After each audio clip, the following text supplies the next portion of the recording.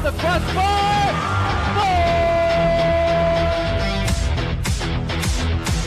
The Giants flipped off the proceed. Sprint to left field and down for a base hit. Hunterdon Central is going to win the state finals here tonight.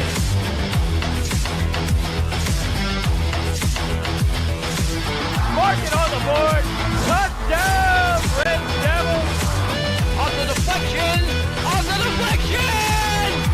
Hunterdon Central.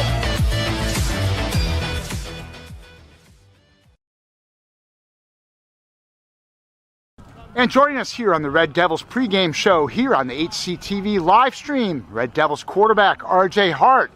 RJ, it's senior day, an awful lot of emotion into tonight's game.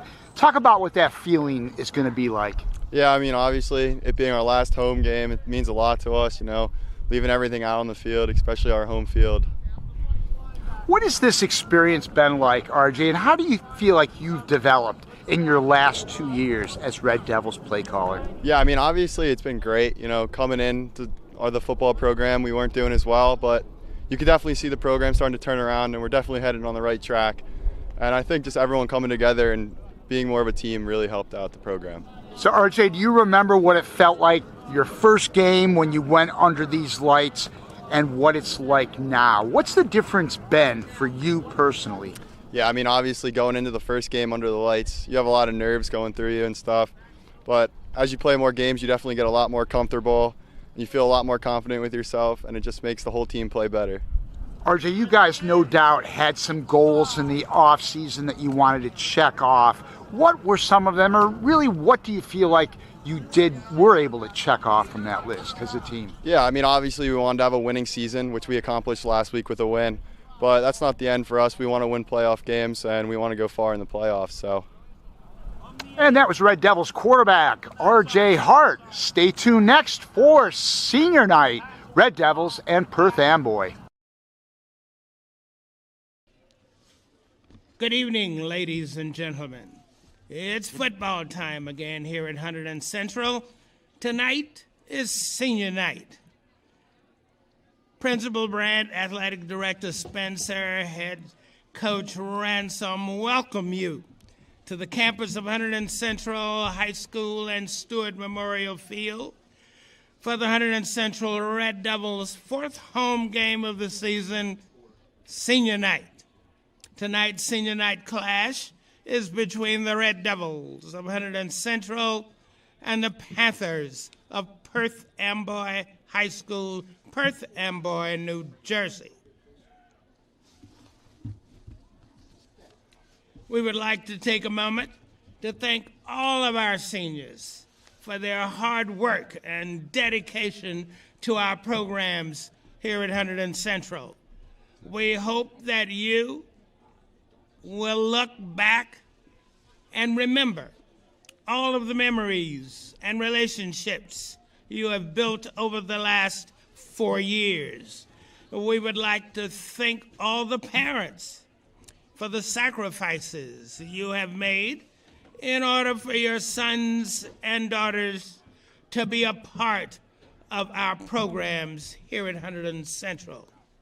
We congratulate you, seniors and parents, and wish you all the best on your future endeavors.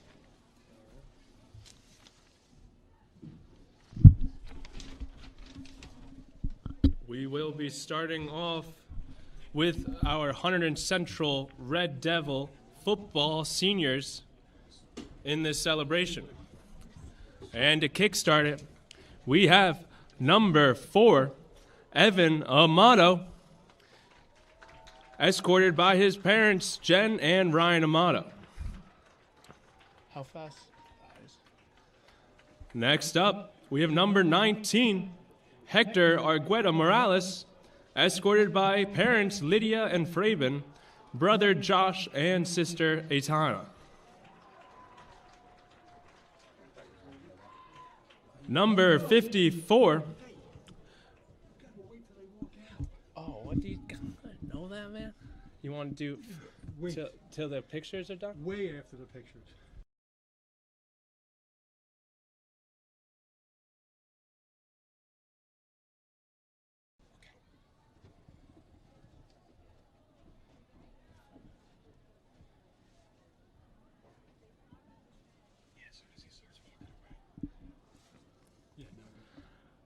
Number 54, Matteo Brito, escorted by mother Victoria Brito and brothers Salvatore and Vincent Brito.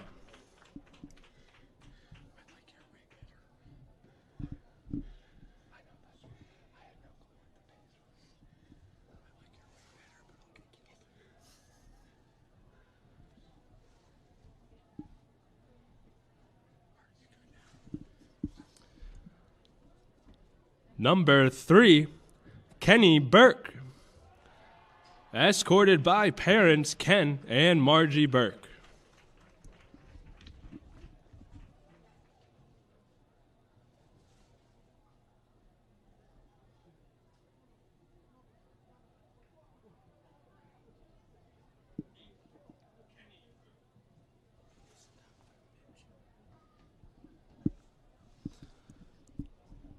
Number 23, Jackson Call, escorted by parents Matt and Sarah Call and siblings Allie, Annie, and Christopher.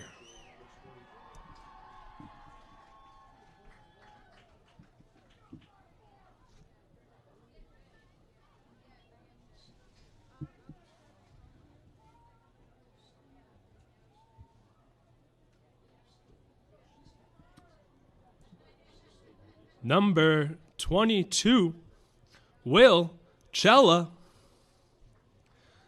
escorted by mother Sarah, sister Hannah, and brothers Norman, Andrew, and Jacob.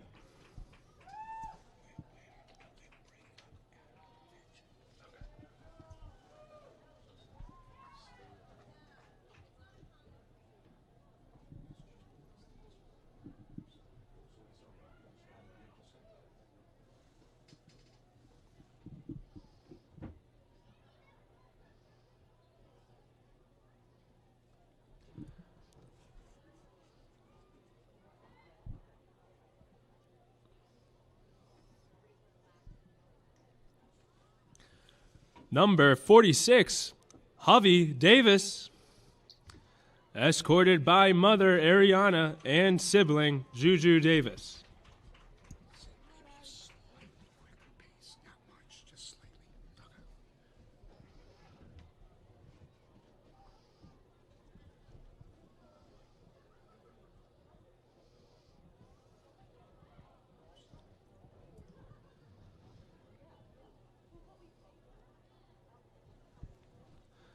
Number 44, Mason Espinette, escorted by parents Melinda and Billy and sister Madison.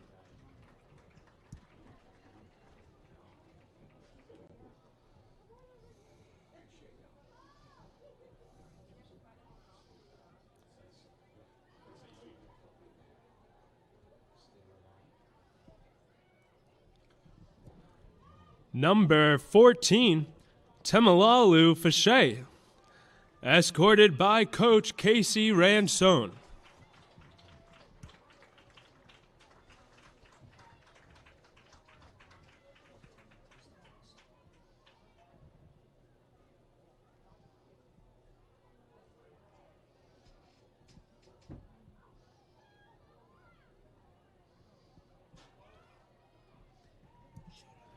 Number 21, Seth Francois, escorted by mother Nikki Francois.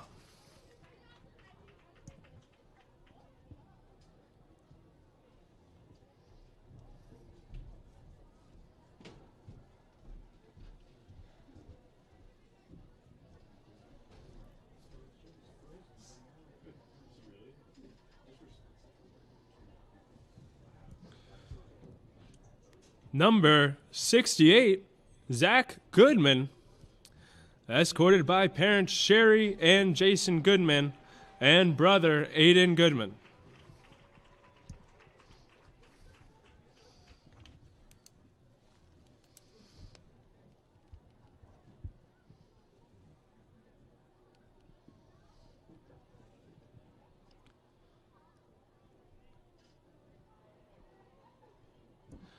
Number 10, Connor Gray, escorted by parents Bruce and Claudia Gray and sister Katie.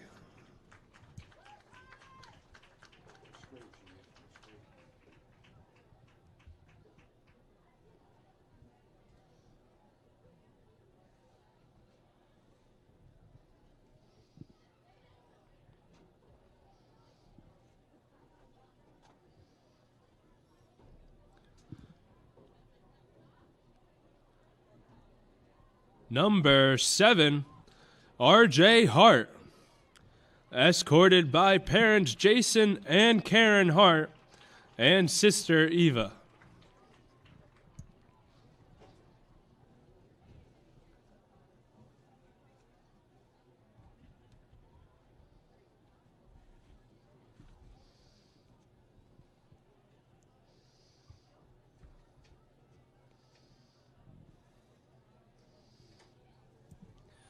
Number 75, Jack Heidi, escorted by parents Michelle and Dean Hyde.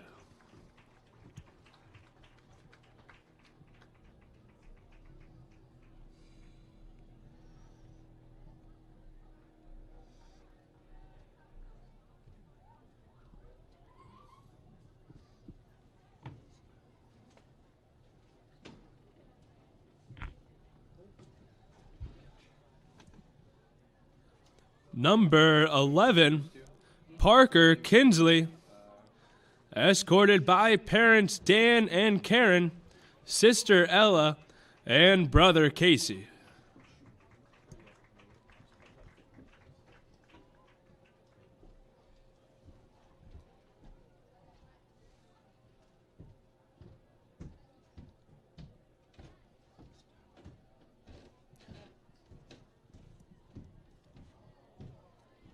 Number 5, Jared Kuhn, escorted by Kalia, Jamal, Josie, Alexis, Jazzy, Amanda, Michael, and Alethea.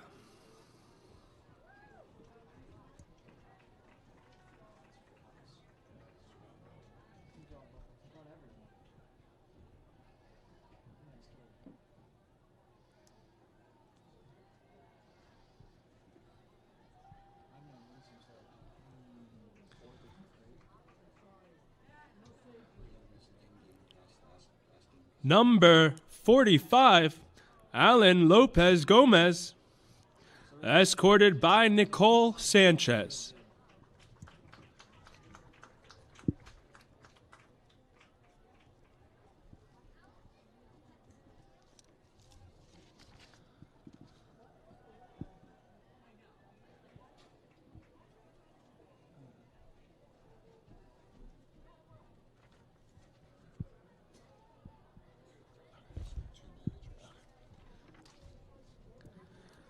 Number 42, Ian Lucas, escorted by parents Mary Beth Berenborg and Anthony Lucas.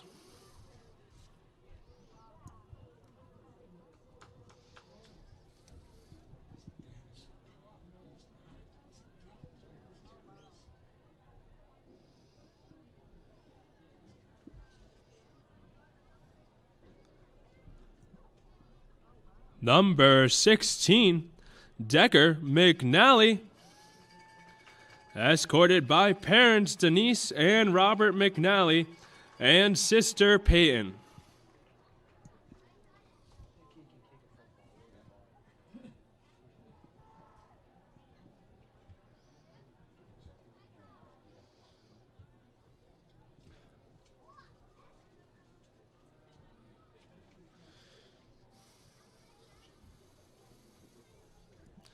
Number 55, Mark Moton Jr., escorted by parents Mark Sr. and Suji Moton and brothers Jaden and Jordan.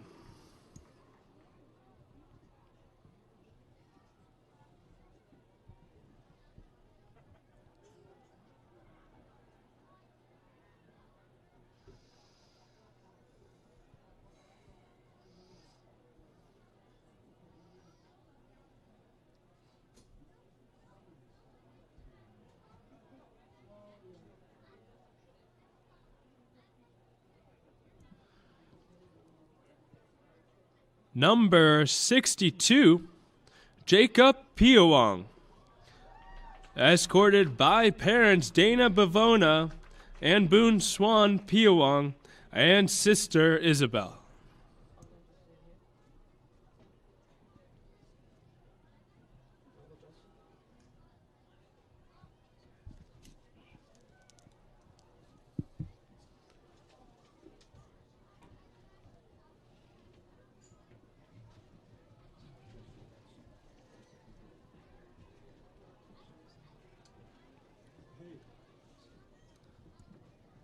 Number 2, Jacob Souse, escorted by parents Christine and Steve Souse and sister Jordan.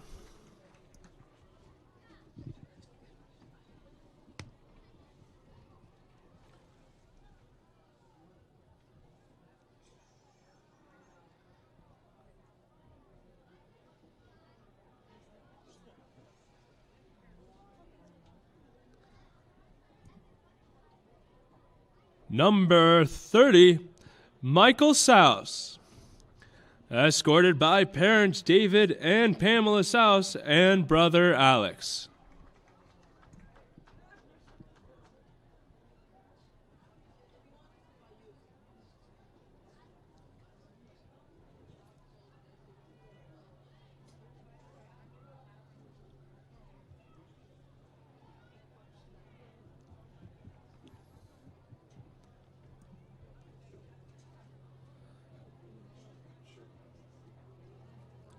And number 57, John Harold Walther III, escorted by parents John H. Walther Jr. and Jamie Lynn Walther and sister Julia.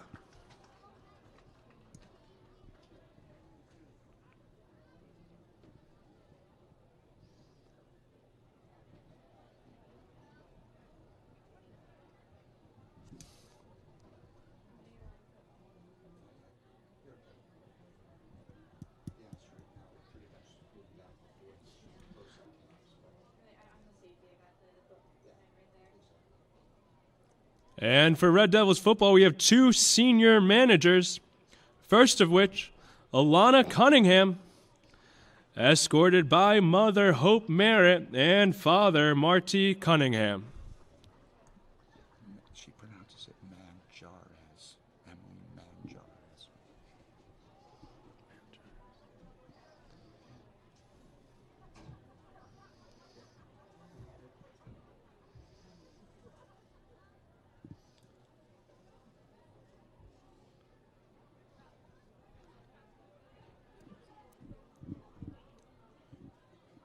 And the last manager, Emily Manjarres, escorted by brother Christian Manjarres and sister Denise.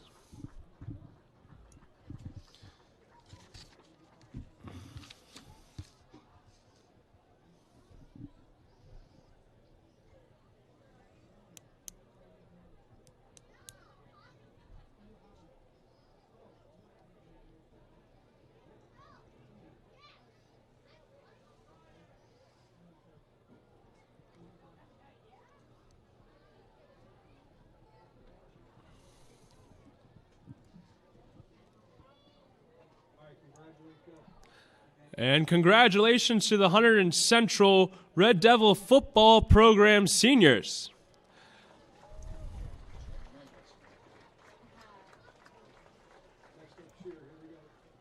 And now to commemorate our Hunterdon Central cheer seniors of the 2023-24 season.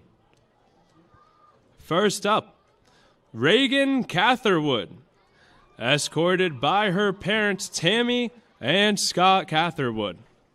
As soon as they get up to the picture, start the next one.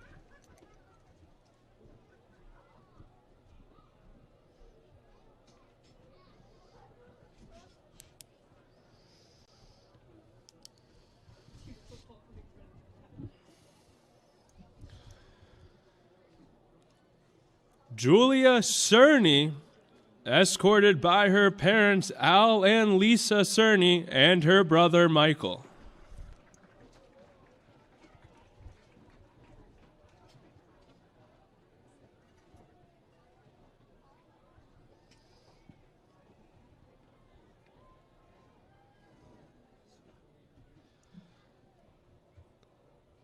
Brooke Cunningham, escorted by her perfect mom, Denise, her almost perfect dad, Brian, her grandmother, Deborah, and her favorite baby sister, Eris Ryan.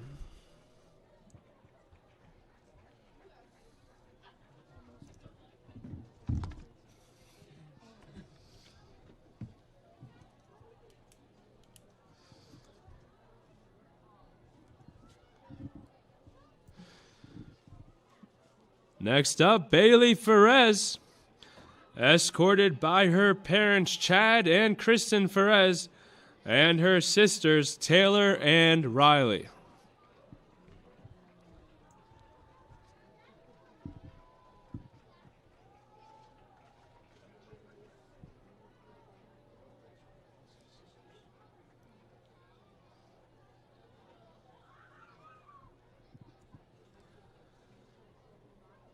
Grace Strelick, escorted by her parents Betsy and Joe Drellick and her brother Michael.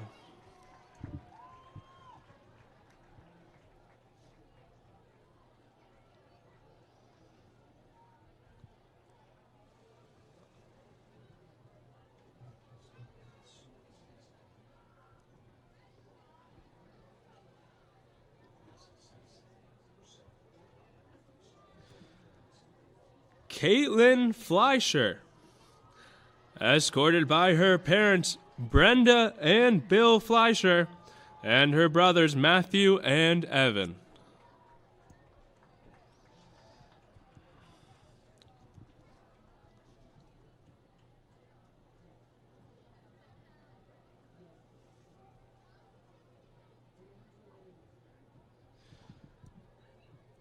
Ella Haluko, escorted by her parents R.J. Haluko and Jennifer Campbell.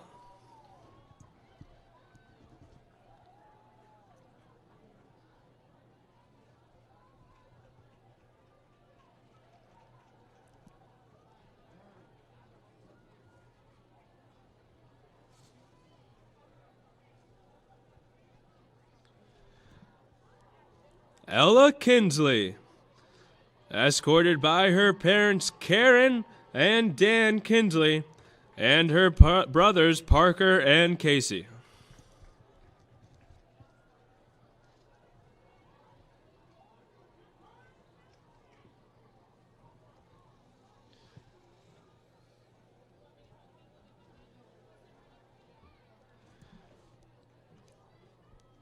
Presley Lavish, escorted by her parents Greg and Debbie Lavish and her brother Gregory.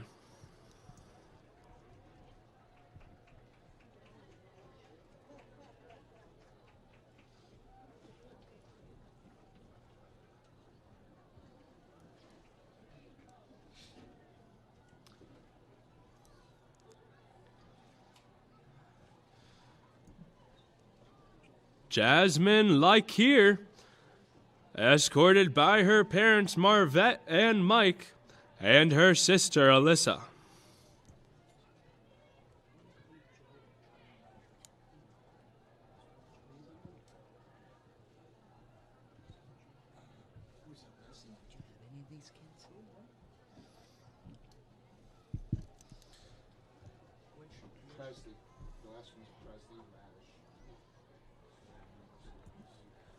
Maya Pearson, escorted by her parents Kimberly and Andrew Pearson.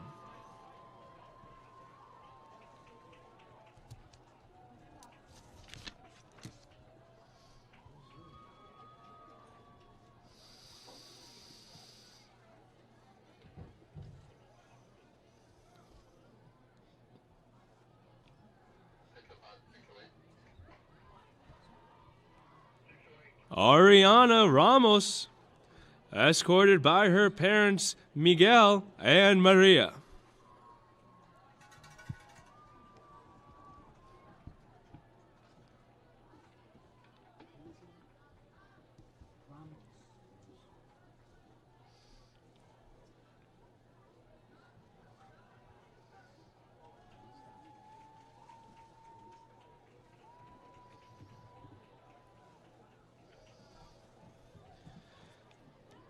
Sierra Quintero, escorted by her parents Albert and Melissa Quintero.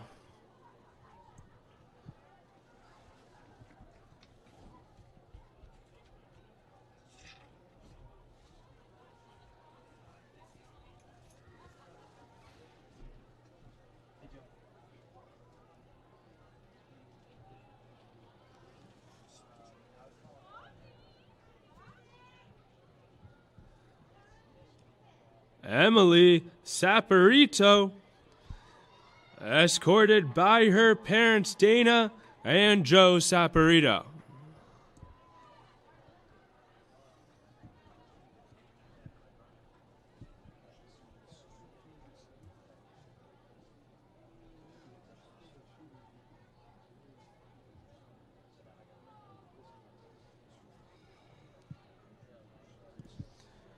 Madison Shemansky, escorted by her parents Christine and Joe Shemansky and her brothers Preston and Jacob.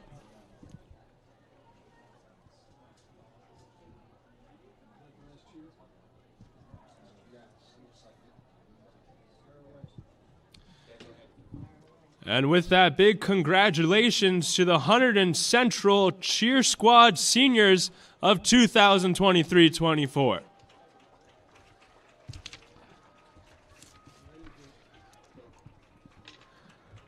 And now, to commemorate our Hunterdon Central dance team seniors of the 2023-24 season. Starting off with Madison Corbett, escorted by sister Morgan Corbett and family friends Kim and Amanda Mulligan.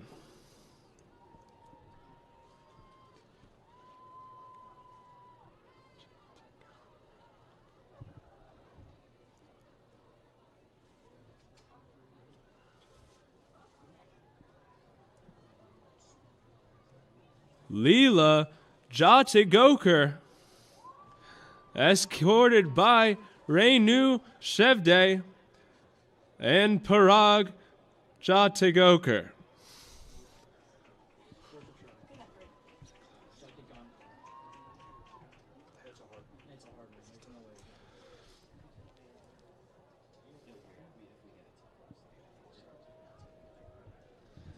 Ava Junio, escorted by mother Karen Junio.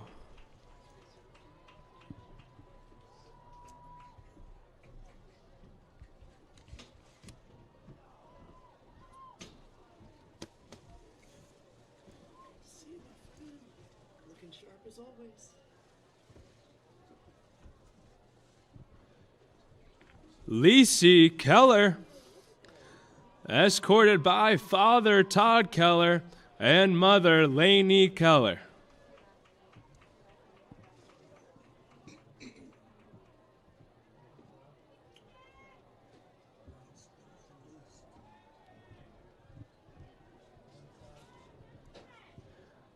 And Grace Mazet, escorted by father Gary Mazet and mother Shirley Mazet.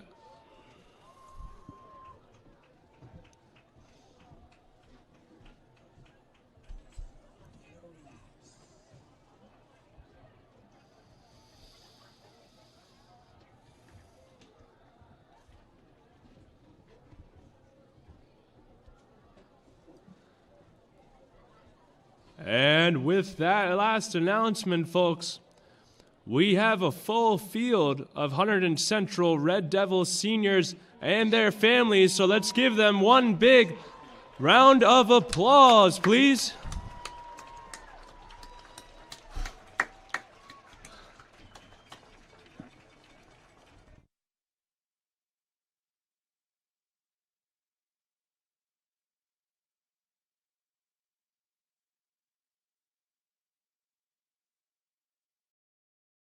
Hello and welcome, folks, to Stewart Field on what has been a gorgeous Friday for late October. 68 was the high today here in Flemington, and it's a gorgeous night for football here on HCTV. I'm George Urquhart alongside Joey Whalen. And Joe, it's the last regular season game for Central and possibly the last home game for Central. More importantly, it's senior night. There's a lot of energy coming from this crowd tonight, and the players, seem fired up. What do you expect to see from Central early on in this one? I think for Hunterdon Central tonight, I think the big key is going to be coming out fast and starting strong. They're going to be looking to get some points on the board as quick as possible because Perth Amboy, you look at their record, you think Central should be able to win this game handedly, but this is a good Perth Amboy team. They stick around in games, and if you let them stick around long enough, they will eventually score some points and maybe potentially take the lead. So for Hunterdon Central, I'm looking for them to come out early, fired up, put some points on the board quick, and just try and get this game off to a good start. Yeah, this Perth Amboy team is a team that likes to run it right at your face. They have many different running backs here, over 200 or 300 yards. They like to rotate them out quite frequently, all of which can put on a show depending on which one goes off. So Central's just got to stay disciplined in the run game. They can throw the ball a little bit, but that hasn't seemed to be that much of a concern. But they're a tough team, and the record definitely does not show what this team is capable of. Yeah, exactly. I completely agree. They don't really throw the ball around the yard too much, so they're going to be looking to come out and run the ball down Central's throat. And I think what we're going to see from Coach Tom Bill today, the defensive coordinator, is he's going to put guys in the box. He's going to try and load up that tackle box and force the quarterbacks for this Perth Amboy team to beat them themselves. He's not going to let these running backs run for 300 yards today. Oh, that's what we like to hear. The Perth Amboy defense is also pretty strong. Central's had some good rushing offense from Jacob Souse. Obviously, he's the big standout this year, 900 rushing yards on 157 carries, 5.7 yards per carry, 11 touchdowns. He's just been an absolute stud this year. He also has 200 receiving yards. It's been a great year for him, and kind of unexpected too. I don't think a lot of people knew what was coming there, and always known for being good on defense, but he's got both of that. So we're going to go down to the field now as Central's coming out.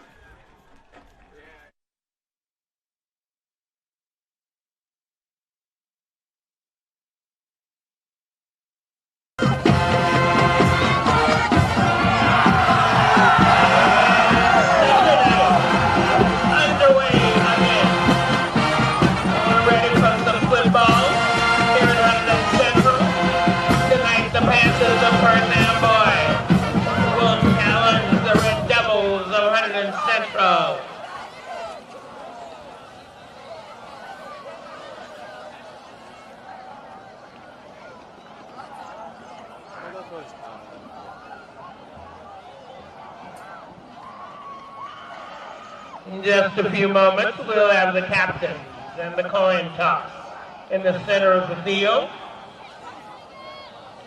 followed by our national anthem. And then we'll be ready for some good old-fashioned Red Devils Perth Amboy football.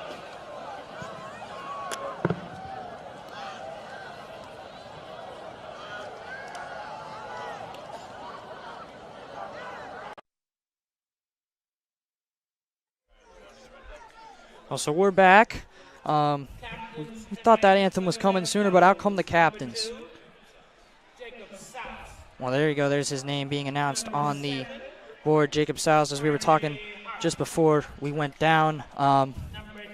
He's been having a great year.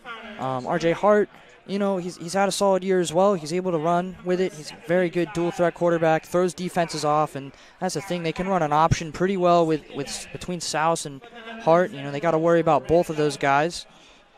Yeah, I completely agree. I think with the monster of Jacob Souse, how well he's played this year. We saw how explosive he was last year. We saw flashes of it, but I don't think anybody expected the 5.7 yards per carry and 900 yards this year, along with 11 touchdowns. He's been a workhorse for Hunterdon Central. And when you have someone that's running the ball that effectively, that completely opens the play-action pass game where Hart really does his best work, and also opens up the read option game. It allows Hart to get out of the pocket, get down the line, and be able to gain some yards for this Red Devil offense. And when you're watching this team play, you watch RJ Hart play, he definitely is his best throwing the football when he is outside of the pocket. standing in the pocket. He might not have that much time, and you can see he just seems more comfortable when he's rolling out. And they do a lot of plays that are designed to have him roll out so he can throw and look over his options. Yeah, I mean, we see a lot of sprint action from the offensive line, getting those O-linemen out in space, allowing R.J. Hart, as you said, get out of the pocket and really throw the ball around. I think that is exactly what you said. That's where he really excels, is getting out of the pocket, keeping his eyes downfield, and looking to complete some passes as we are ready for the national anthem. And face the flag for the playing of our national anthem by our award-winning Hunterdon Central Red Devils marching band.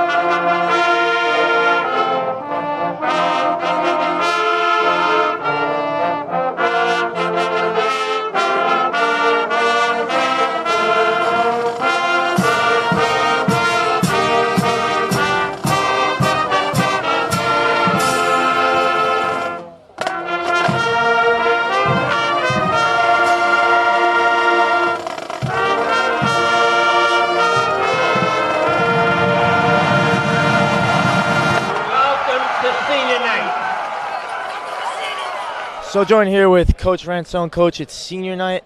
How are the boys feeling after that great ceremony and the other boys in the locker room after the long wait? How's everyone feeling tonight? We're feeling confident coming into this game. Obviously, it's a good opportunity for us to send the seniors out on a high note and get some confidence going into the playoffs for next week. But this is a good football team. They got a Division I quarterback. They can make plays. You can throw the records out. I don't care if anybody's in this league. Records don't mean a thing. So this is going to be about us taking care of our business, not taking this game lightly.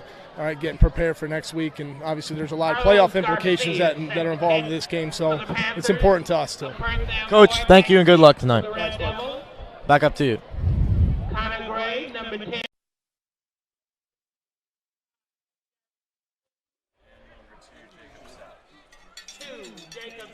So we are here for Central football as kickoff is just moments away here. They're set to kick it. It will be Carlos Garcia kicking it off for Perth Amboy. And we're underway. Go a little squib down the center there. He's trying to catch Central sleeping. I know a couple weeks ago when they played Ridge, the kicker did catch him sleeping quite a few times. I think that might have been the difference in that game.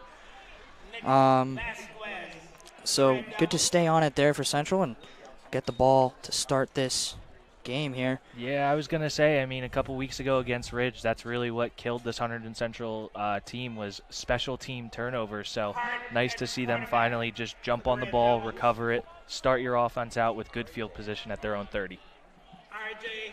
So R.J. Hart's going to line up in shotgun with Souse to his right. Amato, the motion man there. The give to Souse, and Souse is going to break. He's got room. Here goes Souse. First down and more on the first carry for Jacob Souse. There he is. That's the number one man for this Hunterdon Central offense. As we see them getting up on the ball, hurry up. They're going to try and run this fast-paced offense that they like to do. Yeah, it gets defenses on their heels very fast, especially when you have a starter like that. Here goes Souse. Souse is going to push forward for a gain of about 5 there. Yeah, and I think Central just ran the same play again, just run it back-to-back, keep running it until it works, until this defense proves that they can stop it. I think Hunterdon Central is going to stick with their guns. They love these shotgun counters, these powers that they run from the shotgun. Really keeps defenses on their toes with Hart being such a good passer. Here's Hart. He's going to swing it over to Souse. Souse has room. He has blockers in front. Here goes Souse. He's got first down, knocked out of the bounce around the 30-yard line. A little shy of the 30-yard line there. Yeah, Hunterdon Central just effective moving the ball. I mean, we've seen 3 plays, and it's 3 very positive gains, a run of 15, a run of 12, and a run of 5. So Hunterdon Central, the offensive line, coming out fired up and moving some people, which is I'm excited to see because it's tough coming out after senior night because you're out on the field for 30 minutes after warm-up, so you get all amped up and then you got to try and relax and then get amped up as soon as game time starts. Yeah, it was long time to sit before you come out and you got to play full speed. Here's Hart. Hart's going to drop. He's going to throw. He's going to look, and he's just a little too far for not seeing the number that it's a motto he was going for there. Yeah, I really like that play call. I mean, the run's been so effective. You saw those linebackers completely bite on the play action fake from Hart. Looked like he had a motto open on that little wheel route up the seam, but unable to connect to his receiver. But just such a great start. I love to see that play call from Hunterdon Central. Run the ball effectively 3 times in a row and then eventually throw it. It looked like if that ball was in the right place, Amato would have been punished by the safety coming over top, though. Here is Souse, and this Perth Amboy D-line is going to make their presence felt here. Souse only able to get around 2 there. Interested to see what they come out here with a 3rd and long, if they're going to stick with the run game that's been so effective so far, or if they air the ball out and get the ball to one of their playmakers out in space. Looks like they're splitting guys out wide pretty far. Kuhn on the near side, and looks like Gray and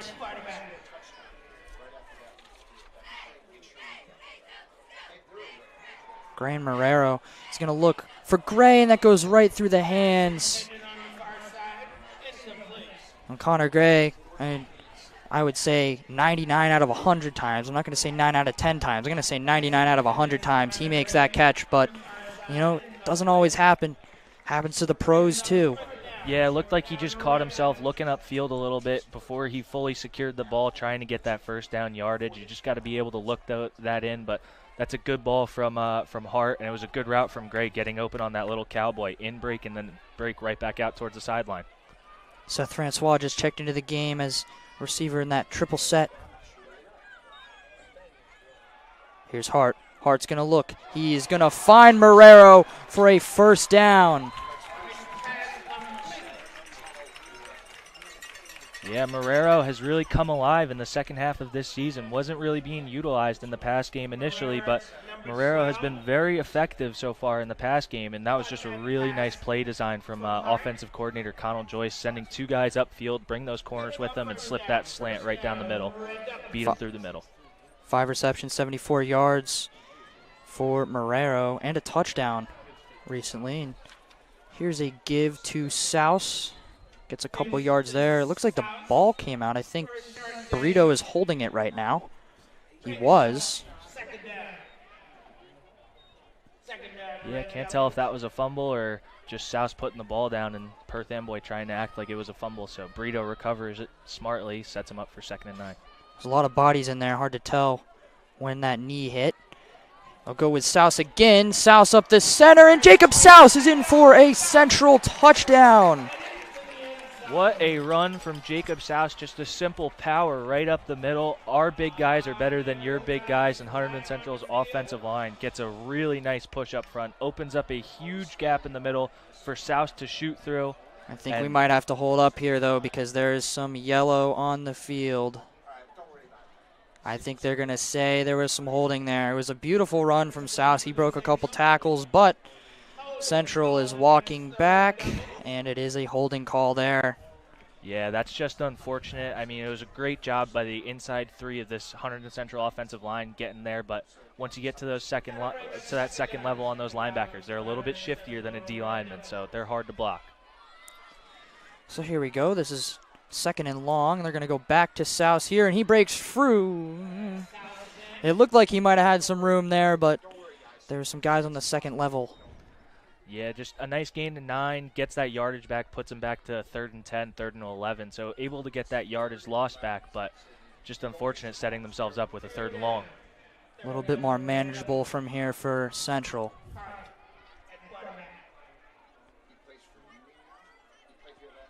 Looks like they're going to change the play here. Players looking to the sideline.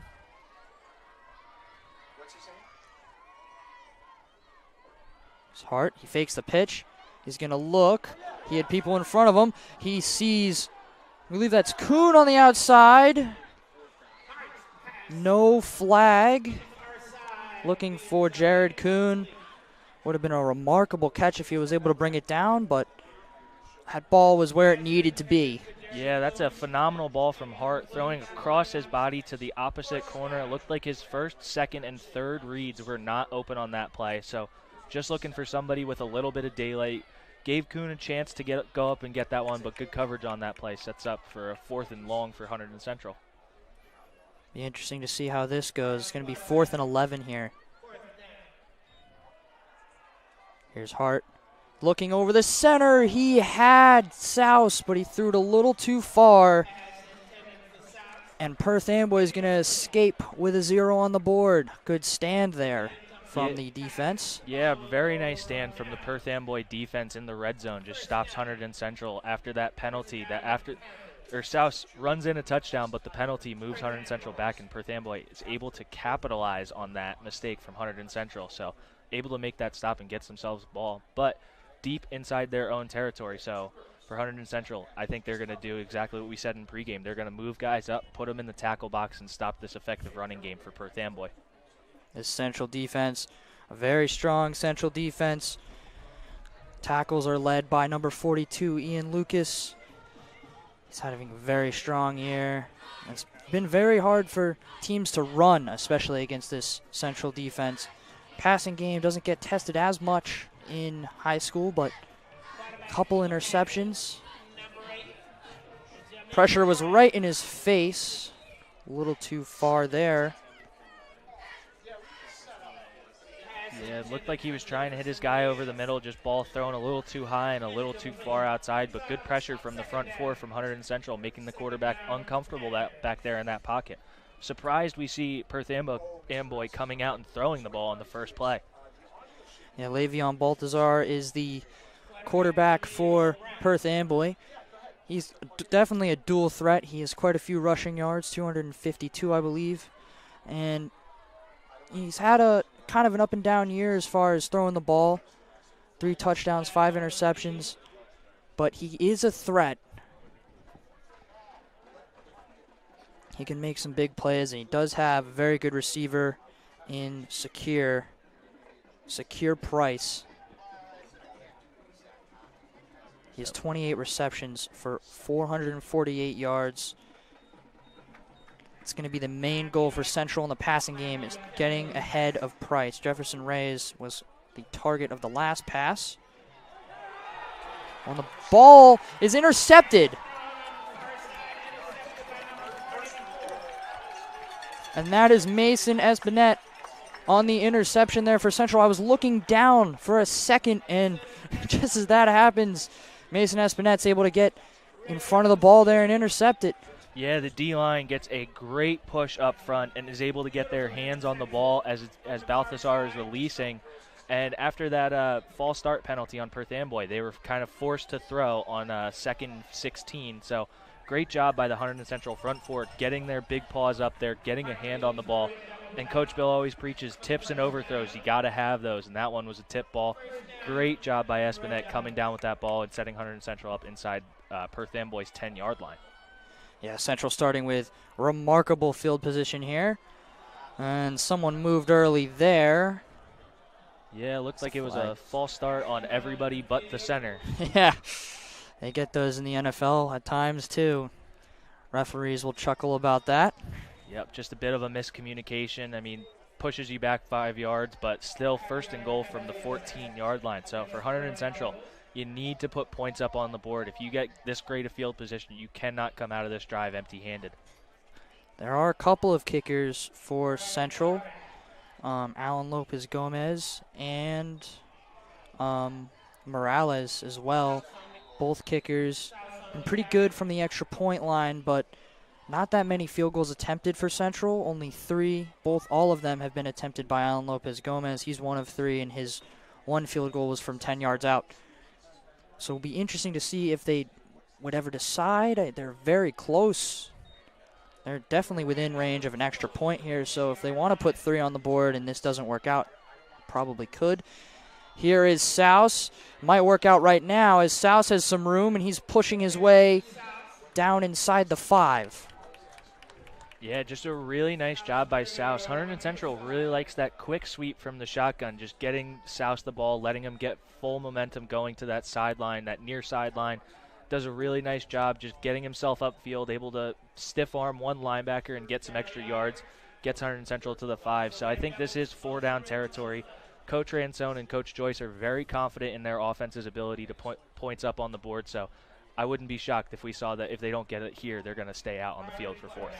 Yes, that would not be surprising at all here. It's 3rd and 4 from the 4. Here is Souse. He is in for a touchdown, and now they'll get it.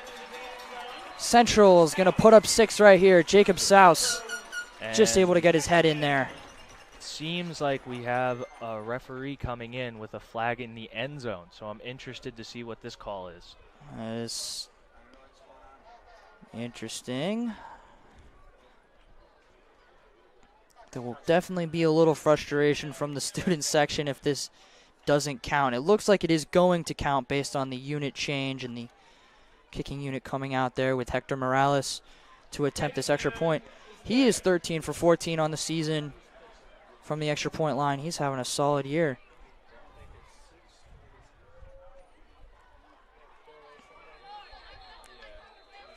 That kick is good, but whistles before the snap. Yeah, it looked like it was offsides on Perth Amboy, so I guess it'll. Oh, Hunterdon Central is going to end up declining it. And. Okay, penalty is declined. So they will take the points. I mean, it is a pre-snap penalty, so I don't know if they can decline it. Yeah. And see, it's an offside. Yeah, so with the offside, they'll get a yard closer, and out comes the offense to attempt a 2-point conversion here. Yep, I mean, that's a very smart move from Coach Ransone. Puts it on Perth Amboy's own 1.5-yard line. So you might as well, if they're going to gift you some extra yardage, you might as well just go and try and get the 2-point conversion here.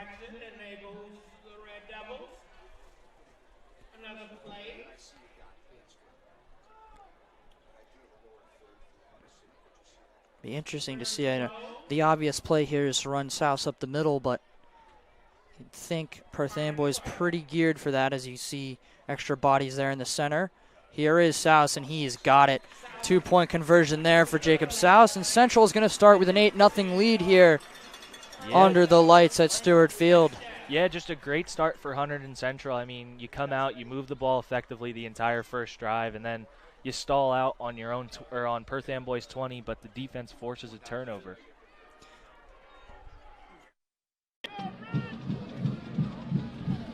Join here live from the sideline with Alana and Emily, 2 senior managers here for the Hunterdon Central Red Devils football team. For both of you guys, what has your experience been like here, and what will you remember most with the guys and with the football team for your time here? I've had a lot of fun experiencing being with the team, handing the waters out, doing the equipment, traveling to the away games. Emily? My experience has been amazing. I've enjoyed every second being with the team, and I'm really going to miss all of them. Yeah. And what made you guys want to get involved with the team in the first place? When did that start? It started for me end of my freshman year and entering my sophomore year. I just decided to help out the team, really, yeah. It started the end of my sophomore year into my junior year. She got me to join. She convinced me to, and I'm glad I did. Thank you guys so much. Keep up the great work. Thank you. George, back to you. Return kickoff.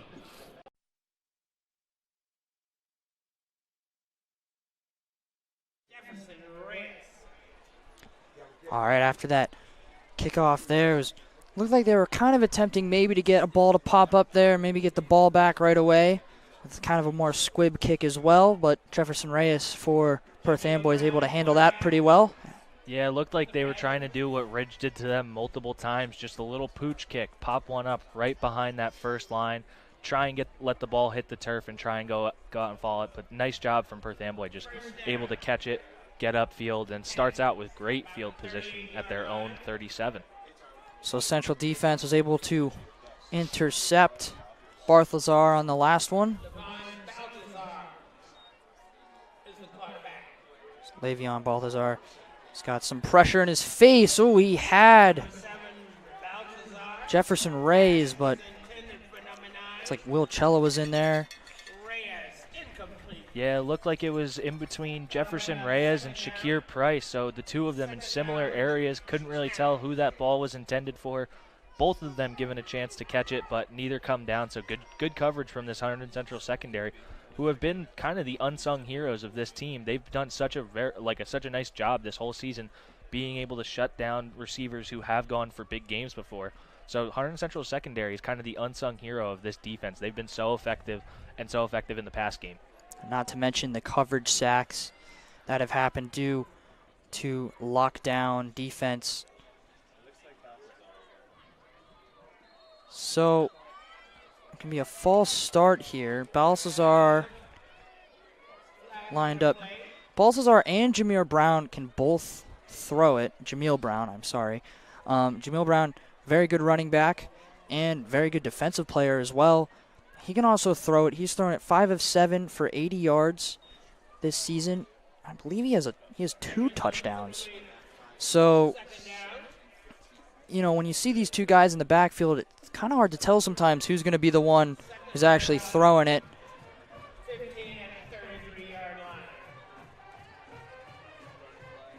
So here they go. They're going to try and push forward. It's going to give me a gain of about a couple, maybe 2 there. Yeah, and that's the first time we've seen the ball get to Jameel Brown's hands. I mean, he's been probably their most effective player this entire season. So pretty late into the first quarter and after their first drive to be getting the ball into one of their biggest playmakers' hands, but trying to catch Hunterdon Central sleeping with with all 3 linebackers standing close to the line of scrimmage, trying to stop that run game, trying to sneak some passes in. But Hunterdon Central able to stop that one, not allowing Brown to get back up to the sticks. So for Hunterdon Central, this is a big 3rd and long here. Jameel Brown, 56 carries, 321 rushing yards, 6 touchdowns. That rushing is spread throughout this entire backfield. It's kind of crazy. They have about 5 or 6 guys who take handoffs and have over 100 yards rushing. There's a throw over for Shakir Price, and he's able to come down with it. What a catch from Shakir Price.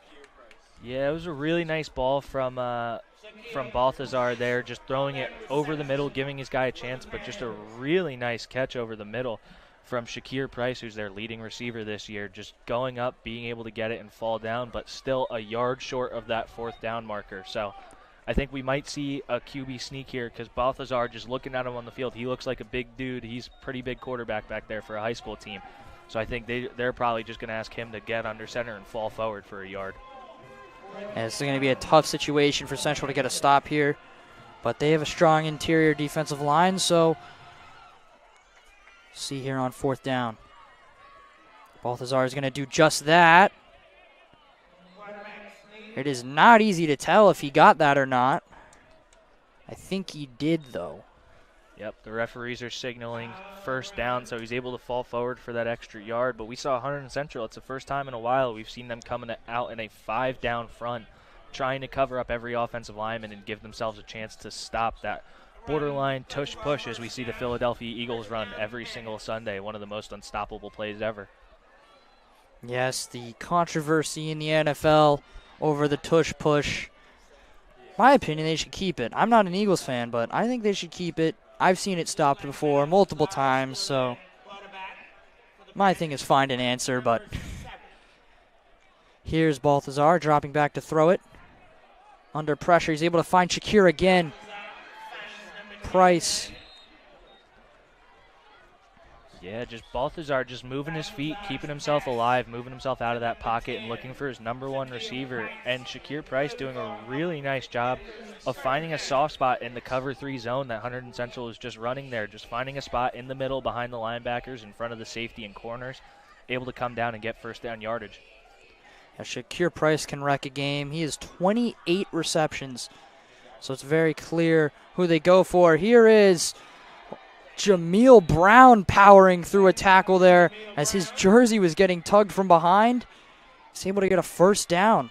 Yeah, that's just a big running back in Jameel Brown, just keeping his legs moving. It looked like somebody was just getting dragged behind him, holding on for dear life, trying to get him down. able to bring them down, but not after first down yardage. So this Perth Amboy offense is moving the ball pretty effectively with a combo of running and throwing. So now the Panthers here are in the red zone for the first time today. And Central's pointing, saying someone move, so maybe we're not in the red zone anymore here. Yeah, it looked like it was a false start, but also a Hunterdon Central D lineman jumped off. But I saw the right guard for Perth Amboy also moving. And once you see an offensive, looks like it is refs are saying offside. It's going to be offsides. So I guess they're going with a neutral zone infraction, saying the D lineman moving caused the offensive lineman to move out of his stance.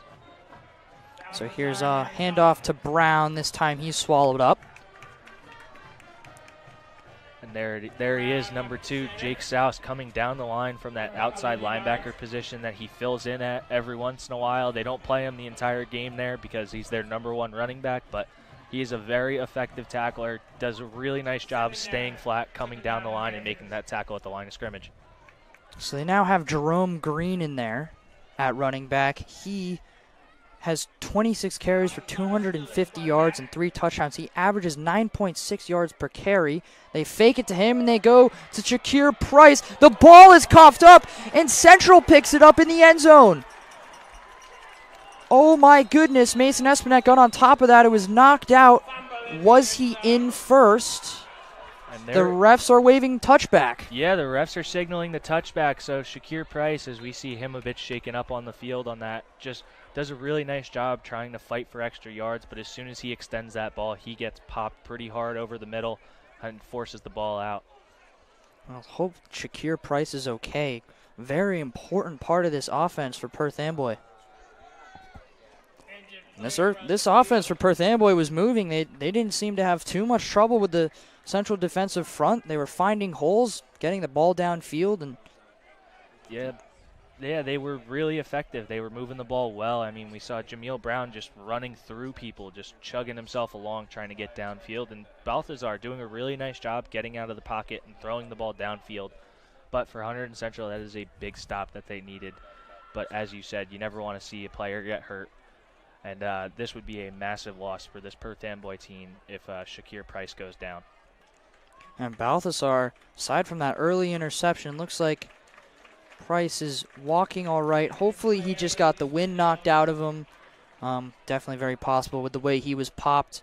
But Balthazar came out, he threw that early interception, but other than that, he's looked really good, really confident in the pocket. He's able to move through the rush and he's throwing it downfield, delivering very well so far.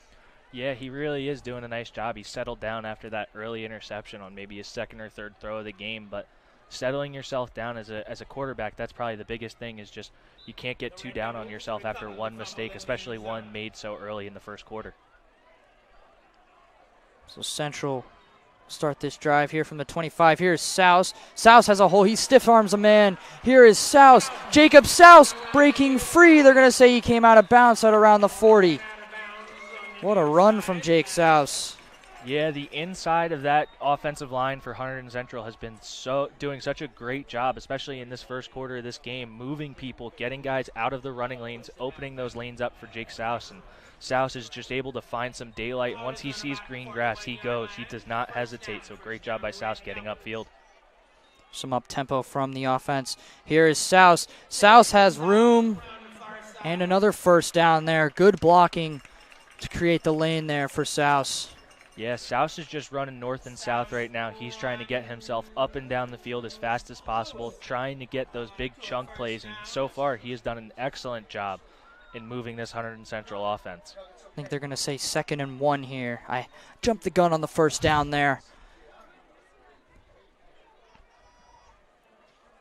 Here is Souse. Souse gets blown up there by number 3. He was trying to shake him, but that is Guy Bernadine. I had to make sure I brought that out. I was about to say Bernard, but that is not that guy's name. It is, well, that guy. It is Guy Bernadine. He's had a solid season as a good interior defensive lineman. Guy Bernadine, he also takes carries, of course, for this team. He has 20 carries for 96 yards, 2 touchdowns. And on defense, he has 22 solo tackles, 28 total, and a sack on the season. There's Souse pushing the pile there for a couple. Yeah, it looked like there was an early penetrator from this linebacking core of the Perth Amboy Panther team, but Souse able to make one man miss and then gets himself, just puts his foot in the ground and just runs straight up field and gets as many yards. And you see that big offensive line getting behind him as he's starting to get wrapped up and just pushing him for extra yards, trying to do as much as they can to get their guy forward.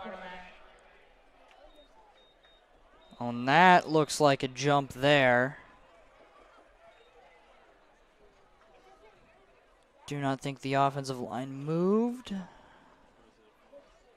But we haven't been too good at calling these so far this game. Yeah, we've been wrong on a few of them, but this one it is offsides on Perth Amboy, so it gives Hunterdon Central a fresh set of downs. And we've seen this, I mean, each drive for each team, teams are running on different snap counts, and the D linemen have been very antsy trying to get out and make a nice play, kind of jumping the ball a little bit. So here's a first down for Central. Here goes, and there goes Souse. Bye-bye, Jacob Souse. Maybe as they're going to catch him just before the one. I jinxed him there as I went bye-bye. He broke free. It looked like he was gone, but they're able to corral him just at the one. A nice run from Souse. You really see that speed there when he gets out in the open field. Yeah, he hits like another gear. It's a different gear when he's inside the tackle box or near any defenders. He will hit another gear once he sees that green grass, and you saw it there. He took that one for about 30 yards down to Perth Amboy's 2-yard line. So great run from South, but the offensive line play has been really good so far. And the one person on the field caught him. It was Shakir Price, who we saw come off the field injured. Nice to see him back out there, but I thought he was the only person on the team that was going to catch South there, and he did. He caught him at the 2-yard line. So that will be the conclusion of the first quarter here. Central's looked pretty strong, 8-0, looking to add more to it on this drive. Yeah, really knocking on the door here at the 2-yard line of Perth Amboy. So for Hunterdon Central, they should be able to get points on the board here. I think we're going to see 4 runs in a row. I don't think they risk throwing the ball at all. I think we're going to see Jacob Souse, and maybe a little bit more Jacob Souse right after it. Well, he's had a great start to this game. So far, Perth Amboy not looking like they're going to be slowing him down much, and basically any game you don't slow number 2 down against this Central team, you're not going to come out with a win. Jacob Souse, he's going for that 1,000-yard mark.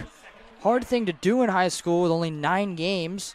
It's very possible it could happen tonight with the way he's started. Yeah, when you hit 1,000 yards only playing a 9-game season, that is about as elite of a running back in high school football as you can be.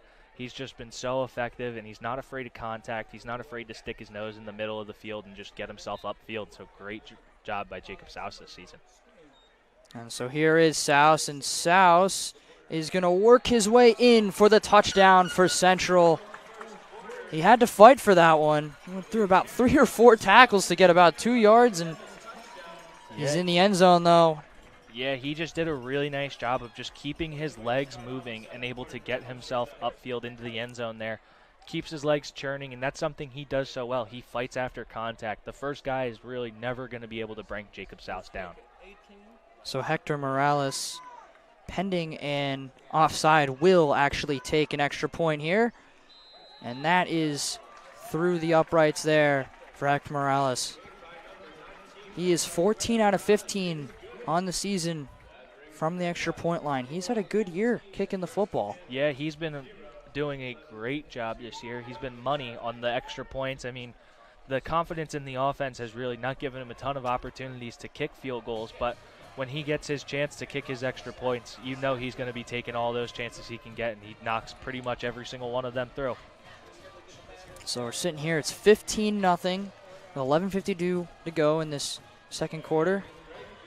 Central just looking like they're just kind of in control on offense, I will say. On defense, can't really say they're in control because of the drive that Perth Amboy was able to run down the field. So unfortunately for Perth Amboy, they just right at the goal line, ball comes out for Shakir Price. But be interesting to see how this drive goes in response from Perth Amboy. You know, they're a little bit behind on the score, but still very much in this game. The way we just saw them run down the field, and good throw, good balanced offense. So Yeah, this is a team you got to try and put away as early as you can because they are so effective offensively. They can move the ball running and throwing. They're an explosive offense. They have explosive players. So Hunterdon Central definitely needs to keep doing well on defense and keep putting points on the board. So Alan Lopez-Gomez is going to put that one deep, and Central's going to swarm the return man there. Stop them within the 15-yard line, or I believe exactly at the 15-yard line here. Yeah, that was just a really nice kick from Lopez there, just able to put that one just behind the returner, keeps it in bounds, forces him to have to try and return it. And Hunterdon Central's kickoff coverage team flying down there, not being blocked at all.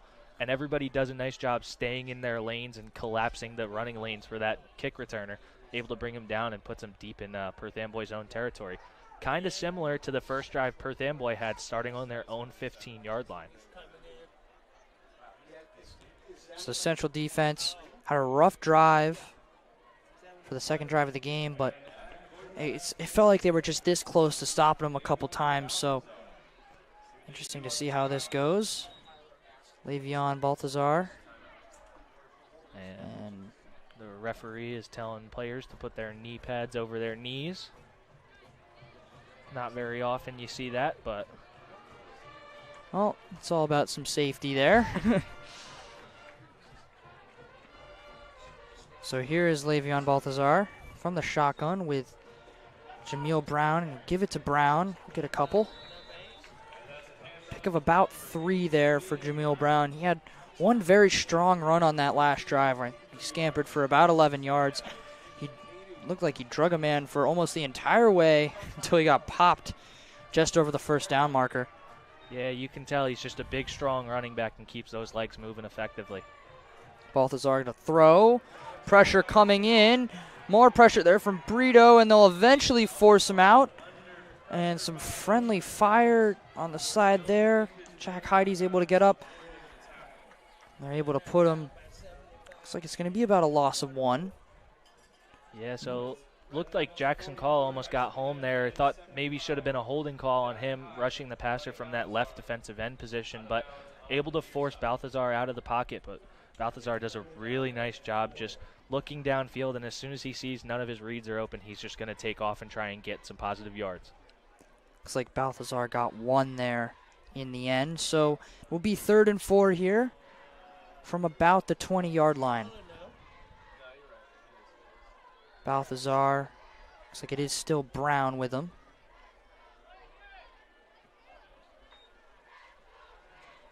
Here's Baltazar. He's going to look downfield for Jefferson Reyes, and it's complete. What a throw from Baltazar. Yeah, Baltazar, the big quarterback, just drops back and lays one in the bucket to who was that? Was Jefferson was Reyes. Jefferson Reyes. So really nice catch from him, just being able to track that ball over the shoulder, catches it right in the bucket, but a beautiful throw on a 3rd and 5 from Baltazar. A lot of pressure in Baltazar's face as well. He stayed with it, delivered a diamond down the field there. So 1st and 10 as this Perth Amboy offense is able to get ahead of the sticks here.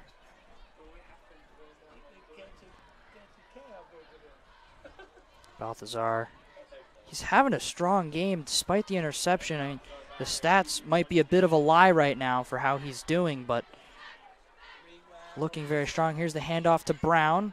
Brown is going to be hit right at the line of scrimmage there by, I would say, about probably 30% of the Central defense hit on that stop. Yeah, a lot of red hats there going to the ball, but looked like he was going for the cutback lane, but just a nice job of those D linemen staying home and not giving any room to run for Brown. So good job from this front 4. They've been pretty effective getting pressure on the quarterback and stopping those runs. So looking for a big play here for Hunterdon Central. They just need to keep forcing 3rd and longs for this offense and force them to throw the ball. So it's going to be 2nd and 9. I think he did actually push the pile for a yard.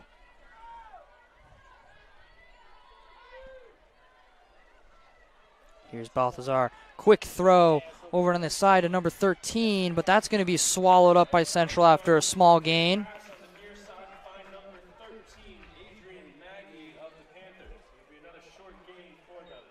That is Adrian Maggie on that reception there. Yeah, just trying to set up that little tunnel screen as we see him trying to come closer to the middle of the field with those offensive linemen getting out in space. But Hunterdon Central does a nice job getting penetration, getting behind those offensive linemen, and stopping him for a short game. So a 3rd and 6 here for this Perth Amboy offense. They looked strong on 3rd and long last time, so it'll be interesting to see what they dial up here.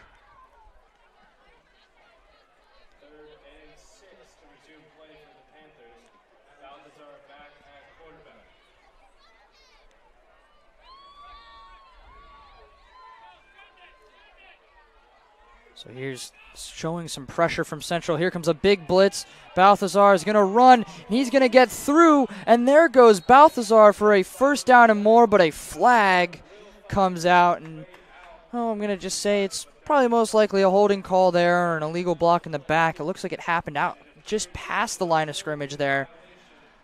Yeah, so just Hunterdon Central being bailed out, bringing an all-out blitz, getting some serious pressure on Balthazar, but unable to keep contain on him and forcing him, and he just is allowed to run up that sideline for a very long game. But Hunterdon Central bailed out with the penalty, so they're going to have some new life here. Looks like it is a holding call, so they're going to be moved back 10 more yards. And it looked like they brought the house. It did look like there was quite a bit of holding in there. They probably could have called it on about 4 or 5 players on Perth Amboy, but, you know, if they missed it, it would have been a little rough, but yeah, they did get the call. If they missed it, it would have been a lot worse for Hunterdon Central than if they at least just called a 1. And I think we are most likely going to see at least 1 extra guy be brought in rushing for this. I think they're going to bring 5 and cover with 6. Try and force Balthazar to be uncomfortable. Don't let him sit in that pocket and try and pick you apart. It's very clear if they let Balthazar have any amount of time, he's very capable of dotting it up down the field. He's going to try again here, and he's just a little too far for Jameel Brown. So the punt unit will come out here for Perth Amboy. Yeah, looked like Jameel Brown was open on that, and Balthazar just overthrew him a little bit. Looked like he got behind the safety and the linebacker for Hunterdon Central. So once again, kind of lucking out, but that's all you need in a football game. You need a couple balls to bounce your way, and that's how you get a win. So good job for Hunterdon Central, able to come out of that without giving up points and stopping them in their tracks. He definitely had him there. So the punt will be coming up here with Connor Gray to return.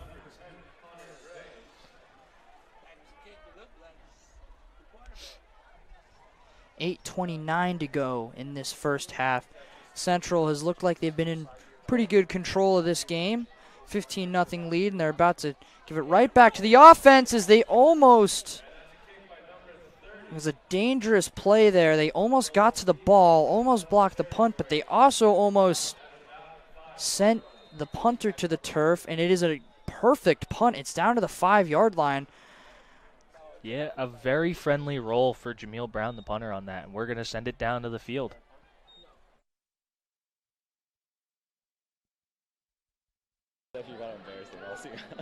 Why, bro? Joined here with Red Devil Central football alum Zach Ganem. Zach, what does it feel like to be back here with the HC football team tonight? What does this feel like? What are emotions going through your head right now?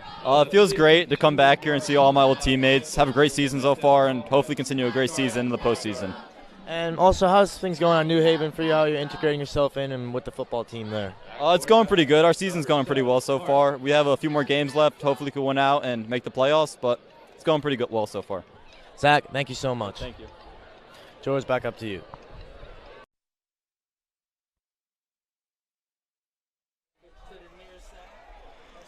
So Central starting from their own end zone, and Souse having a nice run there as we come back up to the booth here. Yeah. Jacob Souse gets them right out of trouble real quick. Yeah, that's exactly what you need. Get yourself out of your own end zone, and Souse does that. Does a really nice job. Looked like it was a gain about 21 yards on that run just alone. So Souse has really been the most effective player for Hunterdon Central. So really nice job from the offensive line, giving themselves some breathing room and opening up the playbook for Hart. Yeah, Jacob Souse just starting to rip this game apart. Here they go again with Souse. He stays on his feet after the initial hit, but Nowhere much to go after that. Would have get maybe about 2 yards. Yeah, nowhere to go there for Souse, unable to get himself upfield, and so just nice job from that front four, able to stop him. It looked like a couple guys bounced off Souse, but they were unable to bring him down initially, but bring him down at the line of scrimmage. So we got a 2nd and 9 here for this Central offense. Amato will motion. They'll swing it out to Souse. Souse has some room. Jacob Souse breaking free. Jacob Souse over midfield. I mean, he is just running so well this game. Yeah, he is just running through this Panther defense for Perth Amboy. He's just been so effective. The first guy isn't bringing him down. He's fighting through arm tackles, able to keep his legs churning. And when he finally does start to get wrapped up, he keeps going. He's going to bring a guy with him. And he just falls forward. He's not ever going to see Jacob Souse go backwards. He just never quits. Here's another small pitch to Souse as he's able to go over there. And, yeah, they will throw the flag. I did see that grab there. So it's going to go back the other way. Yeah, and it looks like there's a call on both sides of the field. So it looks like they're both holding calls. So interested to see how far back this one goes. Could be offsetting penalties, but they're both by the line, so you do have to think.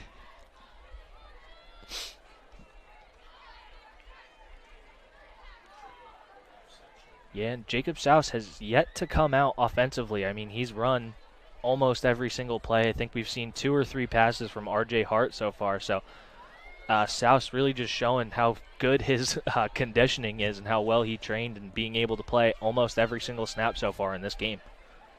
Yeah, it's amazing. He's on the field every single play, and he's able to play well on every single play. Yeah, he plays at such a high level and plays every single snap for this Hunterdon Central team. He's on almost every special team unit. He starts on defense, starts on offense. He has just been playing at a high level this entire season. Some college team is going to be very lucky when they land Jacob Souse. Very true. It'll be interesting to see where he goes.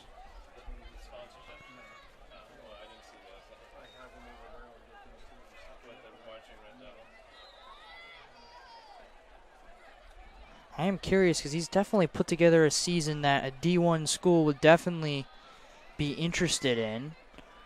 Yeah, he's definitely going to get a lot of college looks. He's been so great this year. So here's the bubble screen for Souse. And he's got blockers in front. And Jacob Souse breaking free. He's going to cut it back inside. And Shakir Price again is able to catch him. Yep, the only man to catch him so far has been Shakir Price, and that's because he's basically playing center field. But that screen was set up perfectly. You see the little play action. You see Souse start to hide behind the offensive line. And the offensive line, you just see 4 or 5 offensive linemen down 30 yards downfield throwing blocks for Souse. That is just that is exactly how a screen is supposed to look and how it's supposed to go. Very well designed there. Great play call. And great execution from that O-line. They're going to fake the handoff to Souse. He's going to find Amato, and Amato is dragged down from behind. It's like Shakir Price again. Yeah, Shakir Price has been kind of the do-it-yourself guy for this defense. He's been making all the tackles on all the big plays, that time covering Amato, but Amato able to get away from him a little bit to free himself up some space. Hart hits him on that drag route, gains 8 yards, so sets up Hunterdon Central inside the 10. So here's the handoff to Souse, and he will walk in for a touchdown, and a late hit happens, and there's the flag. As Souse was hot after that hit, I would be too if I was him. It was well in the end zone. Yeah, it looked like it was a bit of a late hit. I'm interested to see who that is on because Souse came up and was ready to get inside in someone's face. So, but that is going to count as the 3rd touchdown, and it is on Hunterdon Central, so that will move them back 15. So they were calling unsportsmanlike on Jacob Souse despite that very clear late hit. Yeah. But again, it's always the second guy. Yep, and it is a dead ball foul, so it is the touchdown will count for Hunterdon Central. I'm interested to see if Perth Amboy chooses to assess the 15 yards on the kickoff or on the extra point. It looks like they will assess it on the kickoff, so Hunterdon Central will be kicking from their own 25. That is an interesting choice because if you push this ball back here for a kick, it makes it a lot harder to get that 1 point. I guess 1 point, it's 1 point, but yeah, I think they're starting to look just to start their next drive up with great field position. But if you're Hunterdon Central, you got to let your try and kick it as far as he can. Yeah, he can. Alan Lopez Gomez is definitely capable of kicking a couple boomers. There's Morales again. Perfect so far tonight. Yep, he should be 3 for 3, but because of the penalty, he is only 2 for 2 with the 2-point conversion. So Hunterdon Central's offense, this is exactly the start that they were looking for. Coming out fast, scoring 3 touchdowns, Jacob Souse doing it himself. So set to kick it off here, Central. And that tee is going to be kicked from way further back. As I was watching, I was like, that was like where they normally kick it off from, but that penalty is going to be assessed on the kickoff.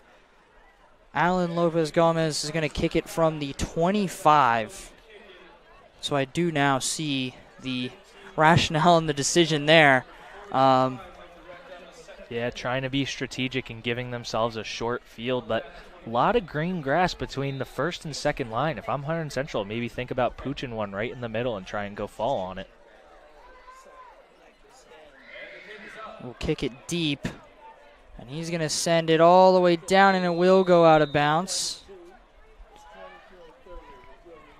So that they will be starting around, I believe it's the 35, is that penalty? Yep, it is the 35 in high school. So for Hunterdon Central, I mean, really no harm, no foul. They're kicking the ball out of bounds because the way or where those kick returners were lined up, if they caught that cleanly, they most likely would have gotten the ball up to this point.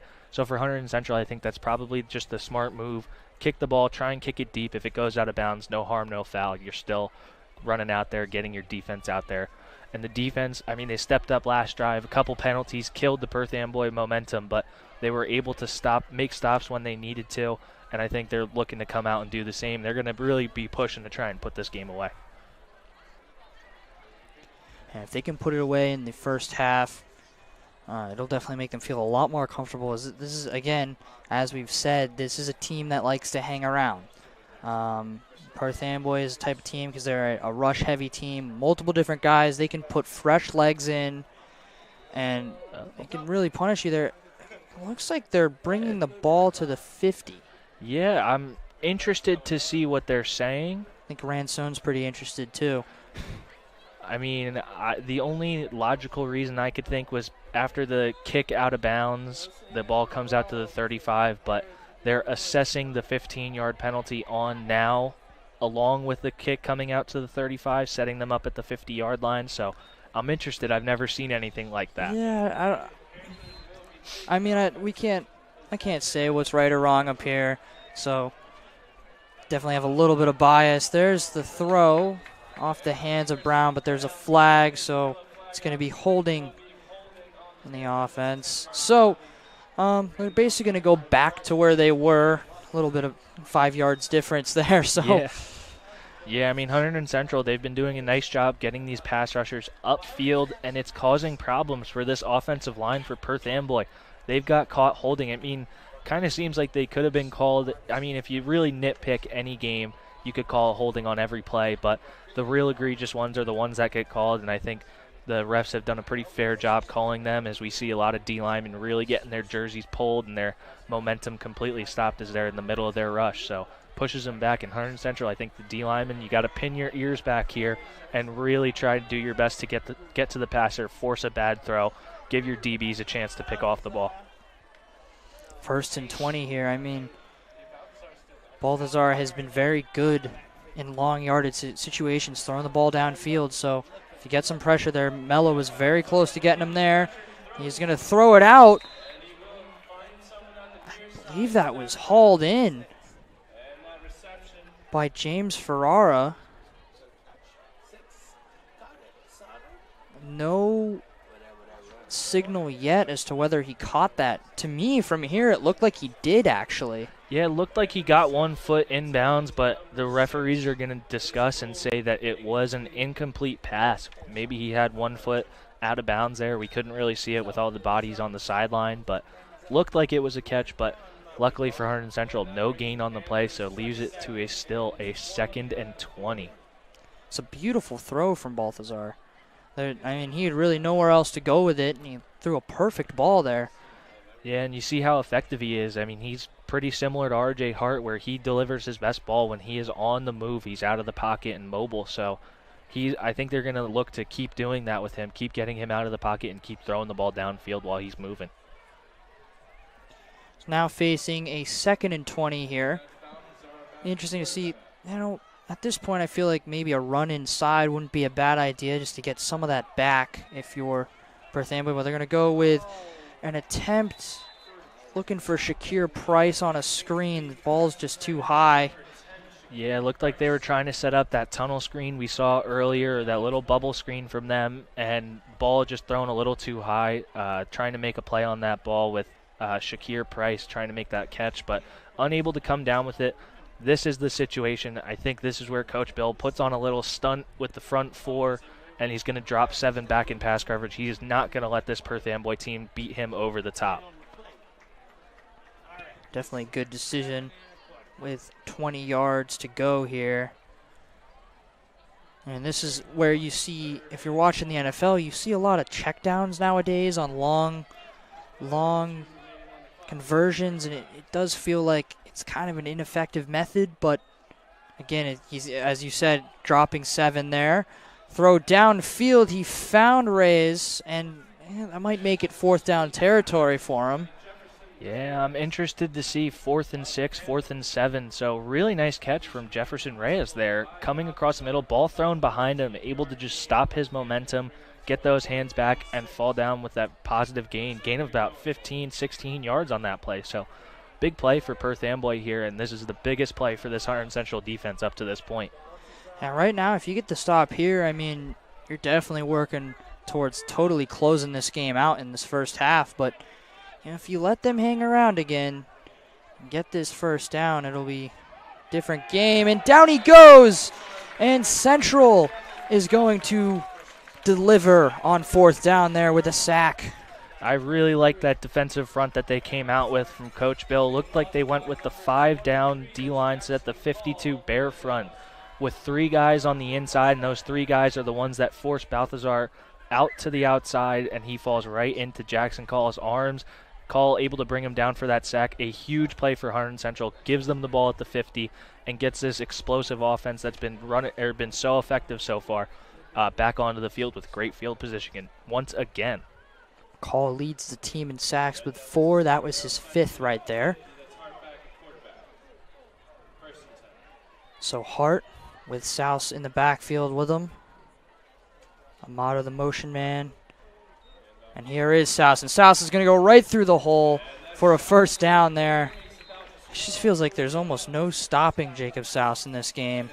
Yeah, I mean, we saw those linebackers for this Perth Amboy defense. They were standing right on top of the ball, but sometimes that's a problem when you don't have those big-bodied linebackers. They can get kind of washed out with those offensive line, especially when it makes your double teams even easier as a guard and tackle or guard and center. So they'll fake the handoff here, and they're going to go to Jared Kuhn. Jared Kuhn up the center. He's very effective on those screen passes. Yeah. I was going to say, I mean, that's the first successful tunnel screen run in this game. We saw Perth Amboy try it 2 or 3 times, but Jared Kuhn just runs that to perfection. Just comes across the middle, lets his offensive lineman get out in front of him and set up those blocks, gains really nice yardage. And Jared Kuhn's got a lot of speed. He's got good hands, too. Oh, and they might be able to blow Souse up here, and they do. 1 too many pitches to the right, I assume. And they figured that one out that time. Yeah, it looked like they just brought that house. They brought everybody there. As soon as they see that toss, everybody went. They didn't hesitate, shot through a gap, and able to bring it down. That's the first time we've seen negative yardage on a run from Jacob Souse tonight. Not much South could do there at all. There was about 3 or 4 defenders on him as soon as he got the ball in his hands. Forcing Hart to throw it here. Looking for Souse, and he's hit hard. A little slow to get up. Seems to be okay. Yeah, I am shocked they did not just call pass interference on that play. It looked like the linebacker got there about a second or two early. Didn't really give Souse a chance to catch the ball. Looked like he was getting wrapped up and taken down as the ball got there. So I'm surprised we didn't see a pass interference penalty on that one, but Perth Amboy kind of bailed out without getting that call. Hunterdon Central really wanted that call, as we saw the coaches all pretty upset about not getting that one.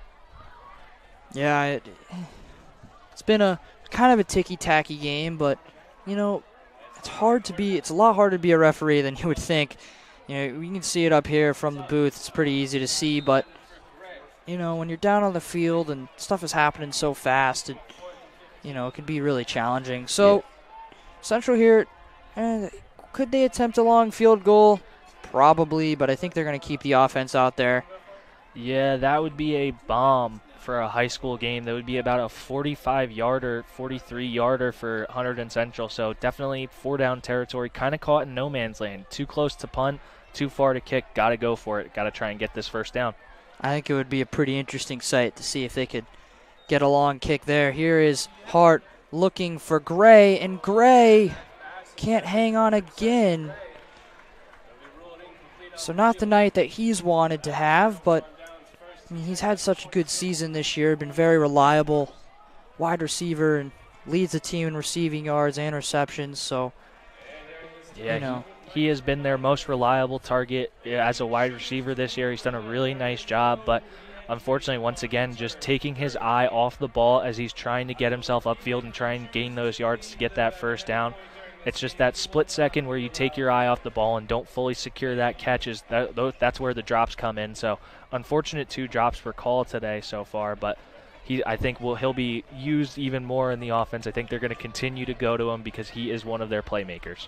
Yeah, and if you're Connor Gray in that situation, it's 4th down and 15. The ball is pretty far behind the sticks, and you're just thinking about getting upfield. So, tough situation there for Connor Gray. And sure, we'll see, maybe some better stuff.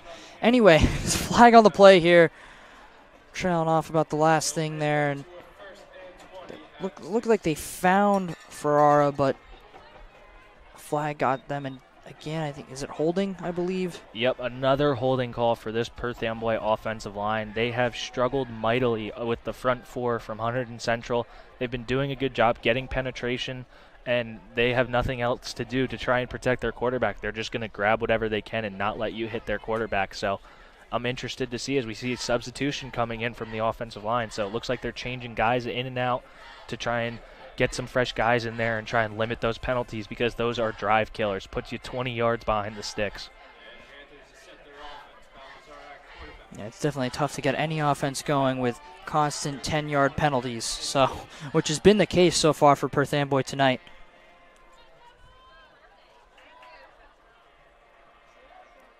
Balthazar going to look downfield. He has Shakir Price, but just a little too far again.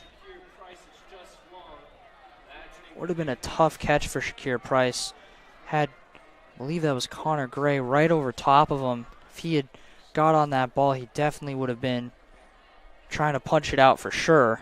Yeah, I mean, Connor Gray coming from that free safety position that he plays, just kind of sitting out there in center field the entire game, just waiting for those deep balls. And as we saw coming over the top on Shakir Price, trying to make that catch. Ball looked like it was a little overthrown, but you see Gray coming in as soon as that ball got there, trying to punch his arm through to make sure even if he gets his hands on it, he's going to force that ball to be incomplete. So a 2nd and 20 here. Feels very similar to the last drive for Perth Amboy. Balthazar, some pressure coming in. Balthazar trying to make it up here. He's going to look downfield for Reyes. And it was almost intercepted there. I believe that is Matthew Smith. Yes, it is. Matthew Smith almost had the interception. Yeah, really good coverage from Matthew Smith, just staying with his guy. I mean, that's the scramble drill where you see wide receivers just kind of running whatever, trying to do whatever they can to get open for their guy. And Balthazar just uncorks one, just lets one loose down that sideline, and Smith almost comes down with it. Would have been a great catch by him, staying in bounds, but good job knocking it down, for forcing another 3rd and 20 for this Panther offense. It's going to be it's also a really tough spot to have a 3rd and 20 from. I mean, even if you get it up close enough for a 4th down, it's really debatable as to whether you go for it or not, especially this far on your own side of the field.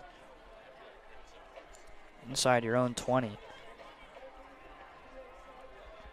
So I think Central's probably going to assume that this ball is going to be past the sticks or just before the sticks. Balthazar gonna look for Shakir Price. Looks like he might have just thrown that away. It didn't look like he really had anything to go to. Yeah, it looked like the pocket started to collapse on him. He knew he didn't have anything, so he just threw it over to Shakir Price, his favorite target, but throws it a little high out of bounds. So the punt unit once again comes out for this Perth Amboy team. And Connor Gray will back up a bit here after that last punt went pretty far for the Perth Amboy punter.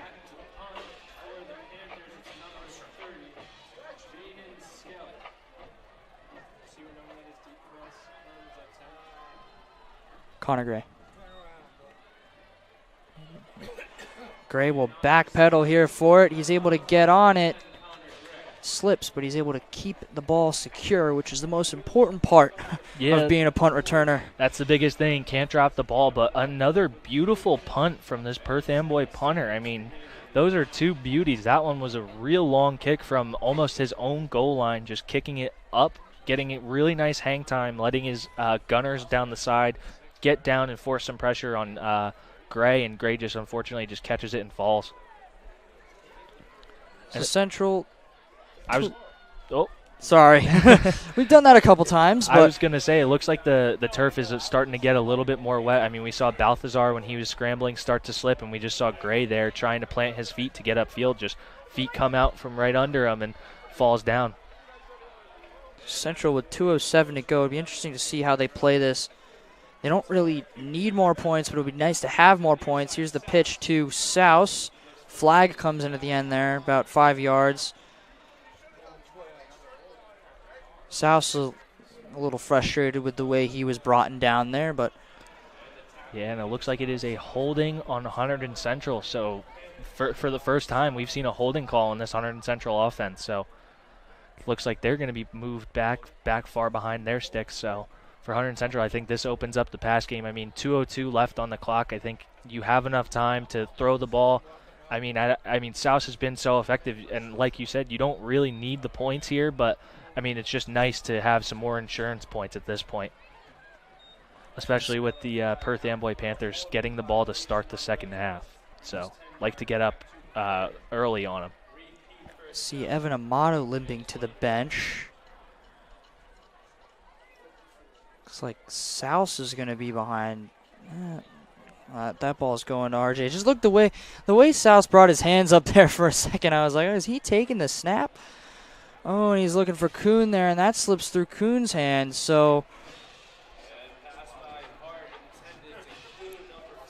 yeah, unable to connect with Kuhn there. One of his other favorite targets. He's done a really nice job trying to hit him on that little drag route with everybody else running the levels concept, just ins and outs at different levels. So trying to hit that underneath one for a big gain, but unfortunately can't connect. Leaves us 2nd and 20 once again. And Jared Kuhn, very explosive when the ball is in his hands. Super dangerous player. So, oh, and that ball is out. That ball is out, and it is picked up by Perth Amboy there. RJ didn't feel the pressure behind him there and pays the price for it. Yeah, that was just a relentless pass rush from this Perth Amboy front four. Just a high motor play, just an effort play for them. Hart doing what he does best, trying to get himself out of the pocket, and it looked like he found himself someone to go down with the field, but as soon as he winds up, someone's arm comes in, knocks the ball loose, and Perth Amboy starting with the best field position they've started with this game. Perth Amboy has a big chance here. I think they start with it in the second half, so if they find their way into the end zone here, and then they're starting with it again, they definitely have a chance. So important stop here for Central. And looks like that's Nick Sook, I believe, going early.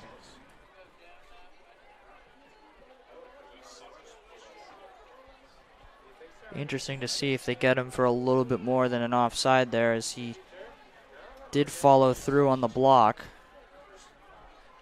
Yeah, it looked like he thought the guy in front of him moved, so he decided to go, but the refs didn't see it the same way he did, so. So whistles as Seth Francois limps off the field.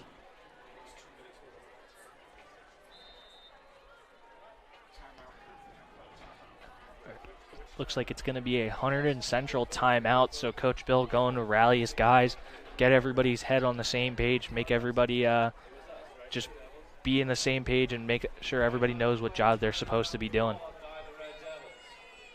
Yeah, and it also gave time for Francois to get off the field. He was in some kind of pain for sure.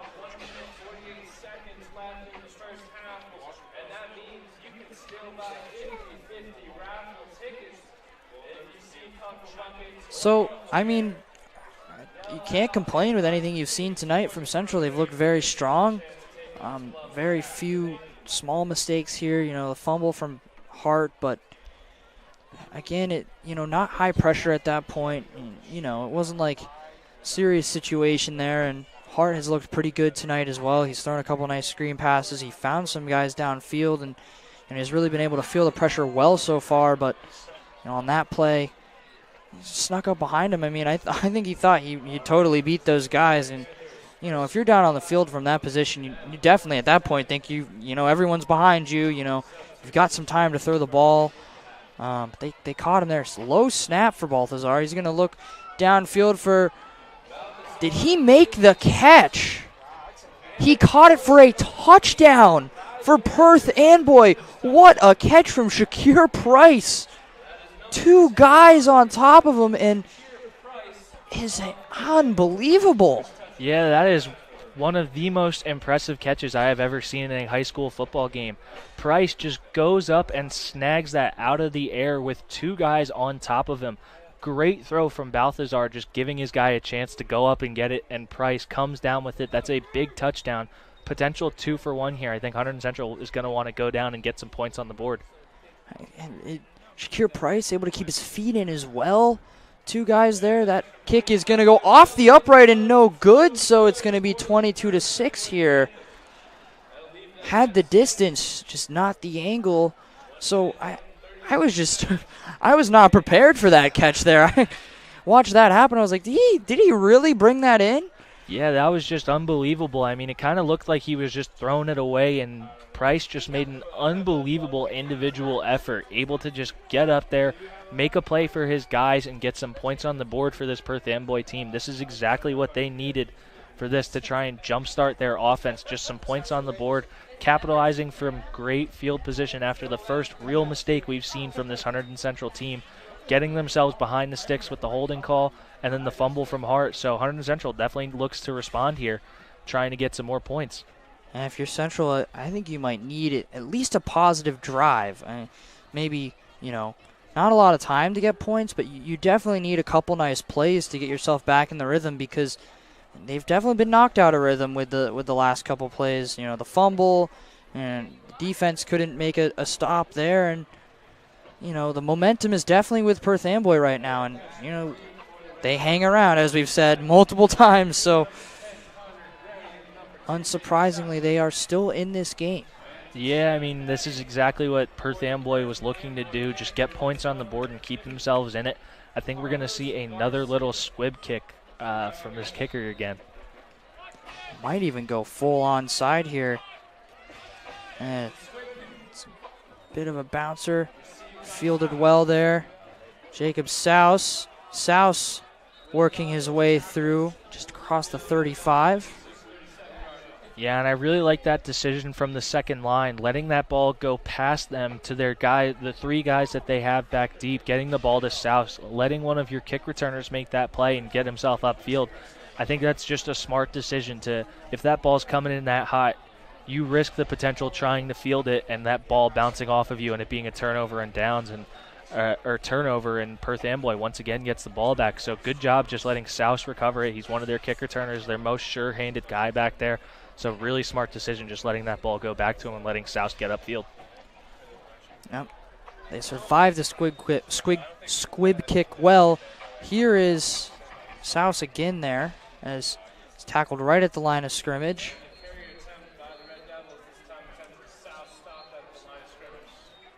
And it looks like it's a Perth Amboy timeout. So they are showing that they want the ball back. They want to try and force a 3-and-out, use all three of their timeouts, and get the ball back. So aggressive calling or timeout calling or strategy from the Perth Amboy head coach.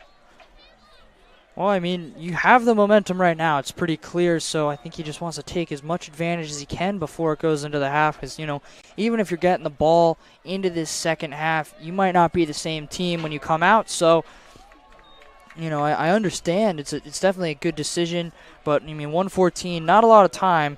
I'm going to have to make a real quick stop here. I think Central only needs one first down to be safe in this half, so.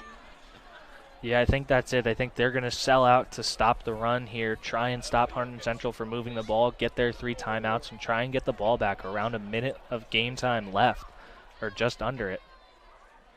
And Souse with a little burst of speed there, gets very close to the sticks, probably about a gain of 7. And there is the second timeout. So a minute 8 left on the clock. So kind of working out for them. 3rd and 4 here for Hunterdon Central. I think you dial up another run play or maybe a play action pass. I think they're really selling out to stop the run. You see these linebackers shooting through gaps. The D linemen really trying to get themselves upfield and get themselves into a nice play to make, or a nice position to make a play. So I think if you're Hunterdon Central, maybe look to run a little bit of a play action pass here. Catch this Perth Amboy team playing too aggressive, trying to stop the run.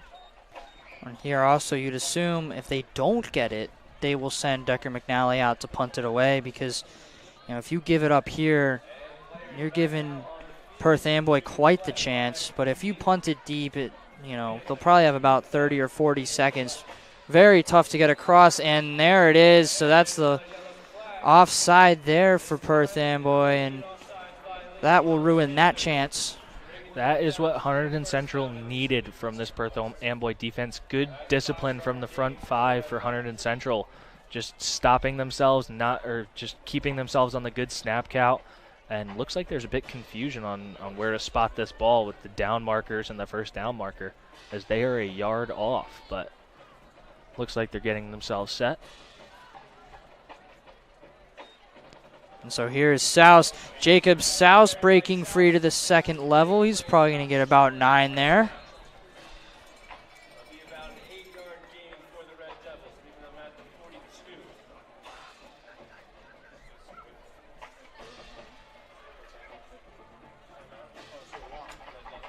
Yeah, and it looked like Coach Ransone wanted wanted the clock stopped. I think it was pretty clear. Yeah, we could hear him through the booth. So for Hunterdon Central, I think they're going to open up the playbook. I mean, a minute of time left on Perth Amboy's 42.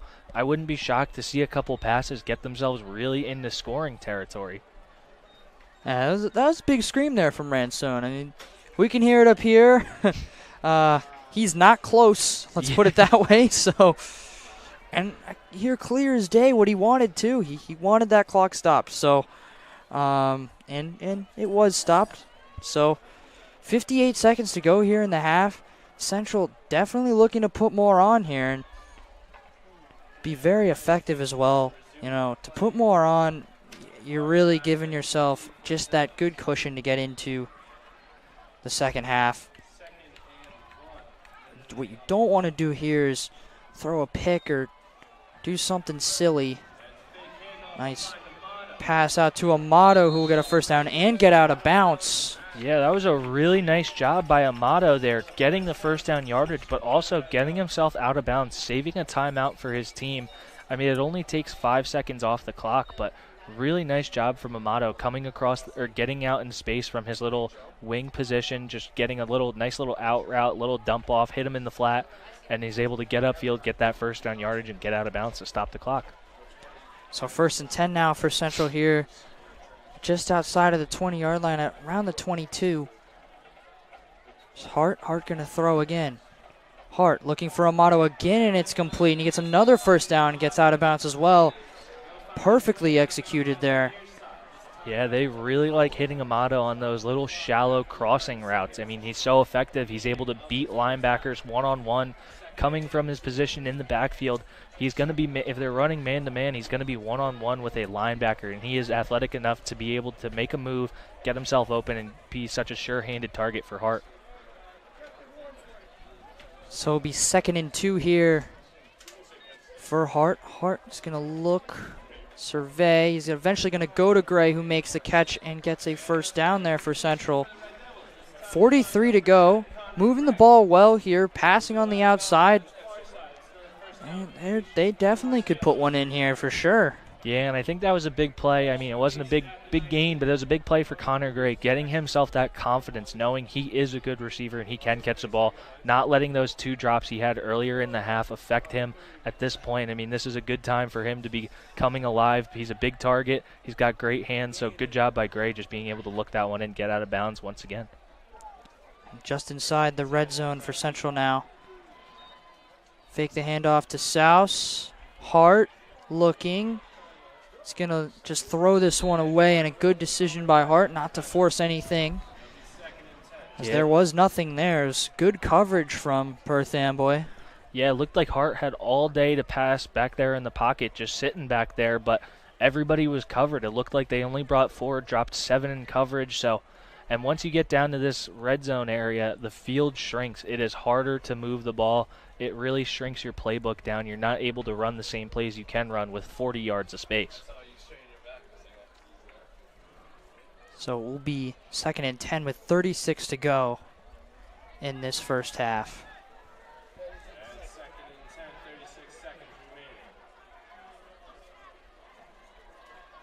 So Hart, drop back here, good protection. They did rush an extra man there. Here's Amato. Did he get a bounce? He get out before he was knocked down? Looks like he did. Yep, so they signal he gets out of bounds. Once again, hitting his favorite target on this drive, Amato. Just those simple crossing routes, the little rub routes with both guys running at similar depths, trying to get those corners to run into each other. So able to find some open space and complete another nice little pass. So here's 3rd and 5. They decide to go with Souse here. Interesting to throw a run in there, but it's definitely going to open the play action game up, and I think Souse got that first down. I think they do have a timeout, and they just call it there with 21 to go. Yep, so Hunterdon Central looking to put this ball in the end zone as they get themselves down to 1st and goal from the Perth Amboy 8 as Coach Ranzone's coming over to rally his troops, get everybody on the same page, and try and get their best play call in for this one. And if they're able to put this drive in the end zone, it does kind of feel more like a put-away drive just because of how well it was executed and the way Central's just able to, like, even though there's not much time left on the clock, kind of methodically go down the field, you know, get out of bounds on every play.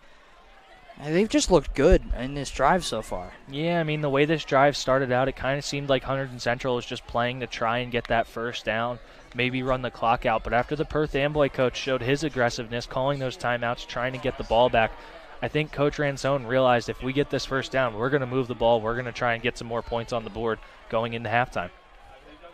Yeah, and those timeouts, that aggressive play is kind of coming back to bite Perth Amboy there. But, you know, if they had gotten that stop, it would have been a very different situation.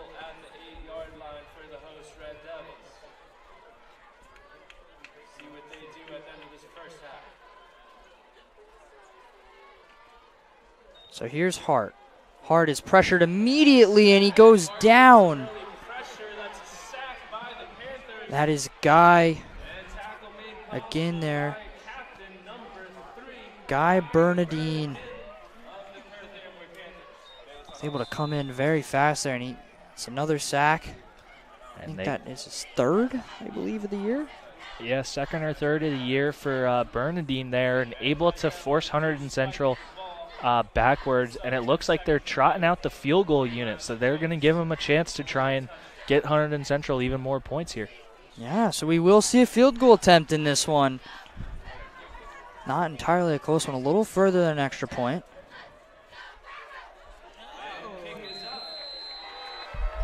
And he got it. So Hector Morales will be 100% on the season. Yeah, really nice kick from him. Just had enough leg to kick that through. And you hear the pop over there from the student section. Yeah, and it looks like that will end the half. So Hunterdon Central able to get points on the board, go up 25-6 at the end of the first half. So great ending drive for that Hunterdon Central offense. Able to move the ball so effectively, get that ball down the field, get some points on the board. So good job for Hunterdon Central. Coming up next at the half, we have senior night for the Marching Red Devils here on HCTV. Stick with us for that and the second half.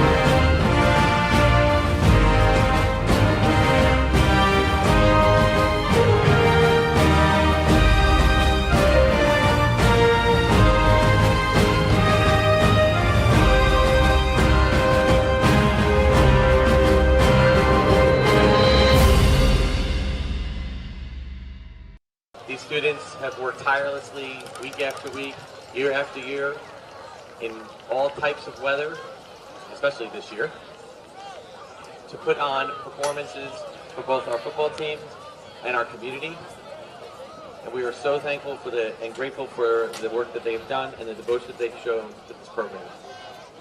And we'd like to take this time for not only to honor them, but to also honor their parents, their guardians, and their family members. So as I call your names, seniors, I ask you to step out a few steps and turn and face your families. Jacob Bassino, escorted by parents Rob and Maria Bassino and brother Zachary Bassino. Claudia Benke, escorted by parents Robert and Paula Benke. Kevin Bruzy, escorted by parents Christopher and Christy Bruzy. Paul Burgoyne Black, escorted by parents Andy and Amy. Lily Del Monte, escorted by parents Dan and Jenna Del Monte.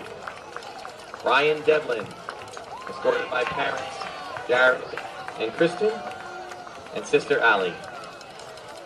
Shaylee Dutt, escorted by parents Dion and Vaishali Dutt.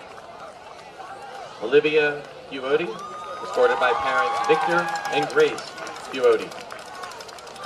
Amelia Granado, escorted by mother Amelia Granado and grandparents Susan and Dominic Granado. Adam Hahn, escorted by parents Paul and Adrian Hahn. Maya Hernandez, escorted by parents David and Yvette Hernandez. Lindsay Kopp, escorted by parents Jack and Carrie Kopp. Claudia Langenfeld, escorted by parents John and Elaine Langenfeld. Mona Lee, escorted by father Yiming Lee, mother Angela Lee, grandfather Arbao Lee, and grandmother Feng Ying Lee.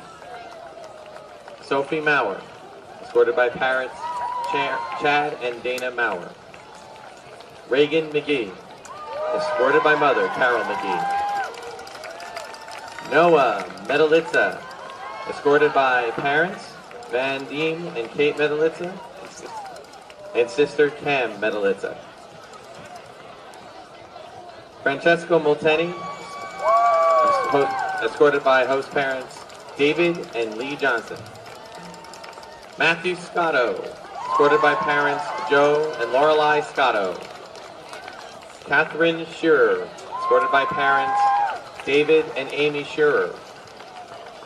Douglas Vale, escorted by parents Doug and Lori Vale. Elizabeth Vicente, escorted by mother Maria and cousin Melania. Amelia Watson, escorted by dad Albert Watson. And Shane Uramilli, escorted by parents Shaker and Andrea and brother Kashi. At this point, MRD seniors, we will ask you to salute your parents. And detail, present, arms, 1, 2. Detail, order, arms, 1, 2. Thank you very much. And at this point, we invite the parents to exit the field and the seniors to join the band.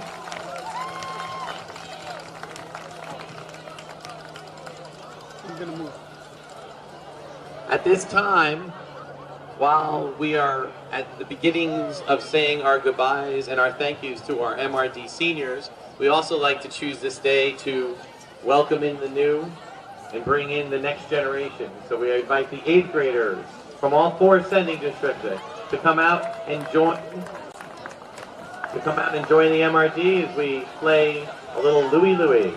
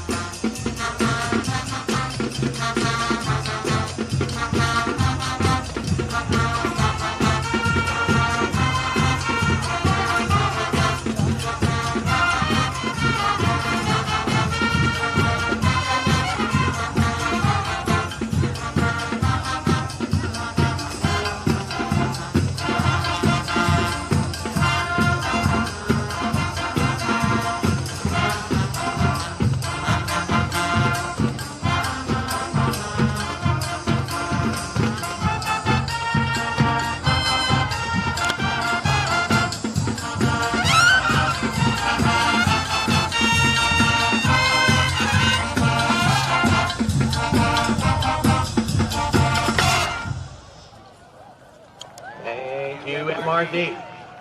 At this time, we'll have the 8th graders report back to the track and band set opening set for Across the Universe.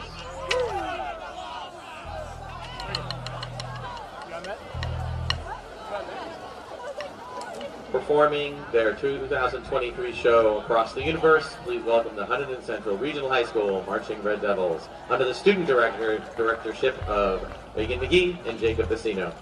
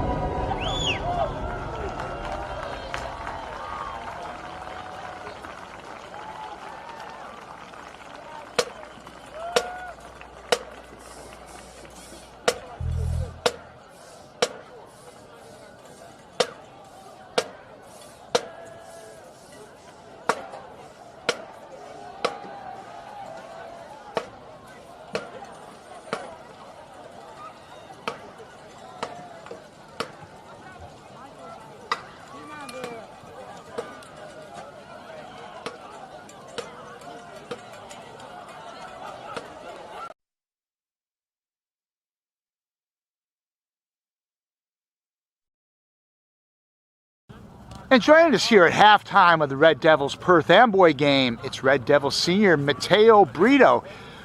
Matteo, it's senior night, a lot of time to reflect. What has the Hunterdon Central experience been like for you? For me, it's like a brotherhood. You know, like you walk in a locker room, it's locker room talk. It's a bunch of guys talking to each other, chopping up family or talking about anything. Now, it's funny you mentioned the word brotherhood, because your brothers were here. You're a legacy at this program, Matteo, the third in that line. What has it been like in a way of living up to that family name in this program? Well, yeah, I think it's a lot easier coming in as a sophomore, trying to play varsity ball with your brother as a senior. At that time, Vincent was a senior, and I think it's a lot easier coming in as a sophomore, you know, getting introduced to everybody. You kind of know some people in other grades. I think it's much easier what I kind of went through compared to like if you're coming in from a different school, if you're a transfer. And you've been part of a pretty good transformation in this program, Matteo. Let's talk about what the last couple of years have been like in terms of growth and how this program has developed. Yeah, so sophomore year it was bad. You know, we were 1-8. We had a consolation game, so we were 2-8 total, and you know, a lot of good seniors left. My brother, Frankie Lentini, you know, a lot of good guys left. We came back my junior year, and we ended up making playoffs. It was a tough playoff game, and we ended up losing that playoff at North Brunswick. And then we come this year, we start 4-0. We have a huge start, and then we take 3 losses. You know, we have some adversity to overcome, and now we're on a win streak against Franklin. Now we're going against Perth Amboy, and there's nothing better to have momentum going into playoffs. And it looks like playoffs are on the horizon. That's obviously something you guys are really excited about. Let's talk about what that feeling is going to be like next week. Yeah, well, you know, there's a long history in the Red Hat that we play with, and we haven't had a home playoff game in a long time. And that's really what we're going for. You know, we're in the playoffs right now. Obviously, we want to win. We want to stay in the playoffs. But if we can have it at our home field, why wouldn't we? And that was Red Devil senior Matteo Brito. Stay tuned for second half action.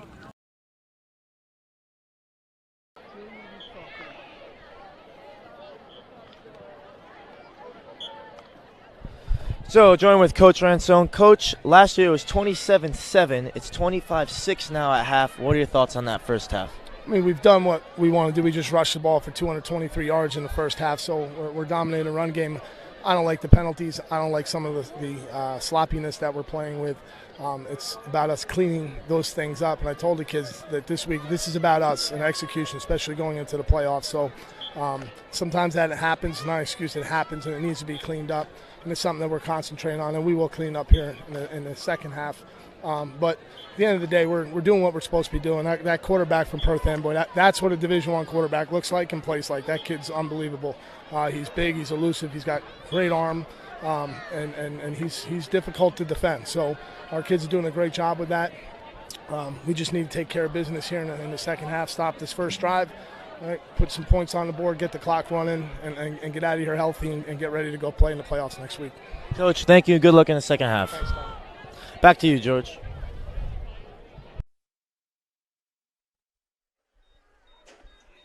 Welcome back, folks, to the second half here at Stewart Field. Central with a strong first half, hoping to continue that in the second stanza. Wow, we're starting off strong up here in the booth. What did you think of that first half, Joe? I mean, that was the ideal first half for this Hunterdon Central Red Devils team. I mean, the defense came out. They forced a turnover. They were able to make stops when they needed to, and they did a really nice job offensively, just moving the ball effectively, getting points on the board. That was exactly the half they wanted. So here goes. This is Green on the return for Perth Amboy. He got a second effort there, got him up almost to the 35. Yeah, really nice second effort. Looked like he was bottled up around like 29, 30-yard line, but just kept those legs moving, able to get himself up to the 35-yard line, starting them out with good field position. And they were very effective passing the ball so far in this game. I think we're going to see a little bit more of that. I think they're really going to go after their guy, Shakir Price, that would Price. I'm sorry, blanking on the name a little bit. But I think we're going to see a lot more of Shakir Price in this half, just trying to get him the ball because he has been by far the most explosive playmaker for this Perth Amboy team. Yeah, a couple small plays happened early on in this game. It would have been a very different game, especially in that second drive that Perth Amboy had where Shakir Price lost handle on the ball, right at the end zone. I mean, if that was a touchdown, we would be at a different game. It would have been tied right there, but, we're here. It's 25-6. We are thankful as Central fans that happened, but, it's a little bit of a rough go for Perth Amboy. So there's about a 3-yard run from, why am I blanking on this man's name? He's been great tonight. Balthazar. It's just like that moment when you just turn the mic right back on and you're just a little discombobulated. You've just sat at the halftime for about 40 minutes and got to get back into the swing of it. Here's Balthazar, and that's out of the hands of Ferrara. Yeah, trying to hit Ferrara there over the middle, just running a simple little hook route, just trying to get himself behind the linebackers. Looked like everybody bit on that play action fake, but unable to complete the catch, did not look that ball all the way in. So for Hunterdon Central, this is a big down. Try and force a quick 3-and-out and get that explosive offense back onto the field to start the second half. That was a perfect pass from Balthazar there. Would have been a nice first down, but you can't catch them all.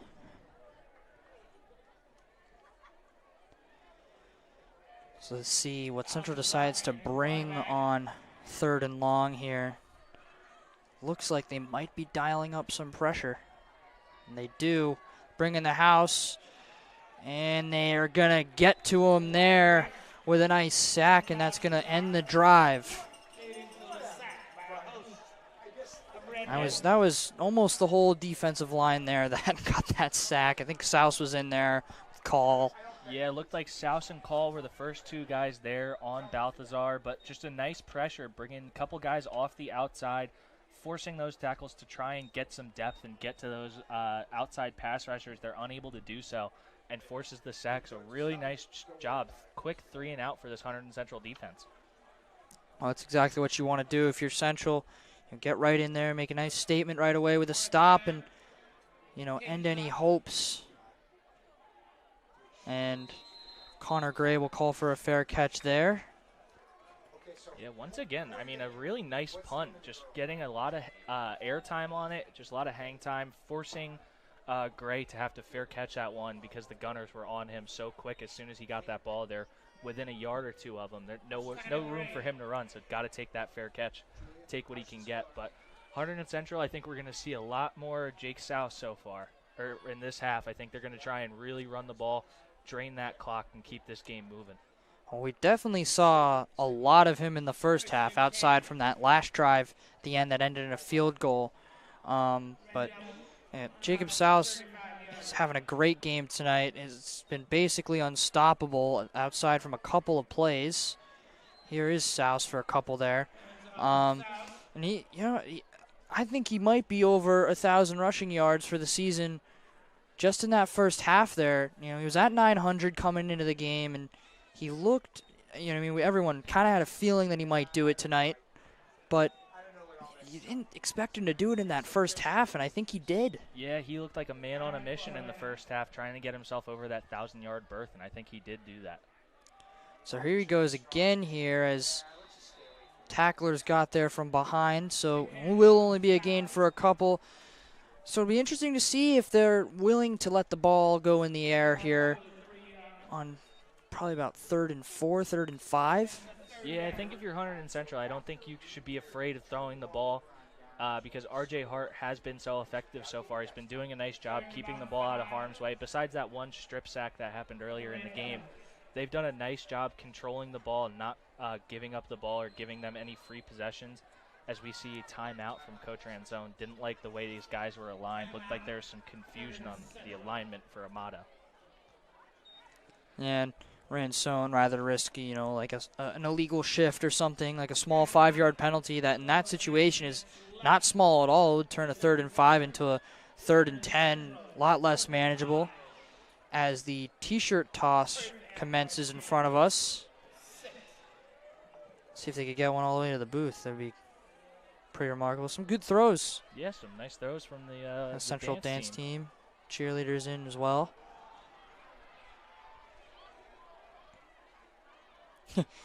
Just watch Decker McNally do a little false punt there on the sideline. He has not been busy tonight at all. Yeah, and honestly, that's something you like. I mean, it may stink for him, but you never want your punter to be out on the field too much. So good to see him not really getting a lot of playing time as much as it stinks for him. He definitely, last year, got a lot more playing time than he has this year. Central definitely looking a lot better on offense this season.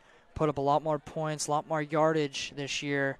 And beat some teams that they did not beat last year. And they were very close to getting Hillsborough as well, which, a 7-2 record, they'd be sitting here with, I think, a guaranteed home playoff game coming into tonight. But fortunately, they need a little help. They need the win tonight and a little bit of help to end up with a home playoff game. It is pretty complicated, the situation, so we're not going to completely explain it because it's pretty hard to explain. Ball behind Jared Kuhn there, so they did decide to let it go through the air, but if Hart leads Kuhn there, he's off. He'll probably go for 30 or 40 yards there. It didn't look like there was anyone he looked contained like there. He had nothing but green grass in front of him, but the throw a little bit too far behind him, unable to make a play on that ball, not able to bring it in. So this is I think this is the first time we are seeing Decker McNally tonight.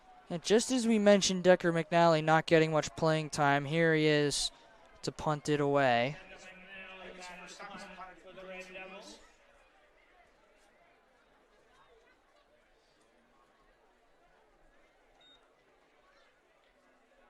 So he'll send this one. This will be caught by Shakir Price. Tries to make a couple men miss, but well covered by Central's punt team there. Yeah, nice coverage there, just getting downfield, being able to break down and make a tackle on an explosive Shakir Price, who was looking for any sort of daylight to try and escape and get a good return off. So good coverage from Hunterdon Central there. So it's kind of gone back and forth early on. As we're going to go down to the field here.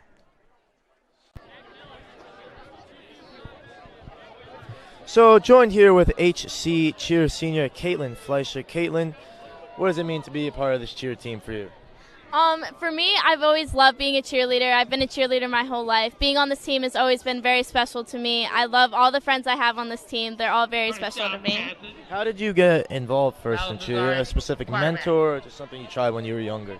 Actually, my brother started playing football, so my mom kind of just threw me into cheer, and I've been doing it ever since. And what's your favorite memory? What are you going to take away most from your time here at HC Cheer? Probably Friday Night Lights. I absolutely love football. It's my favorite sport. I love cheering for football. It's so great, and I love cheering for all my friends on the football team as well. Caitlin, thank you so much, and good luck with the rest of the season. Thank you. George, back up to you.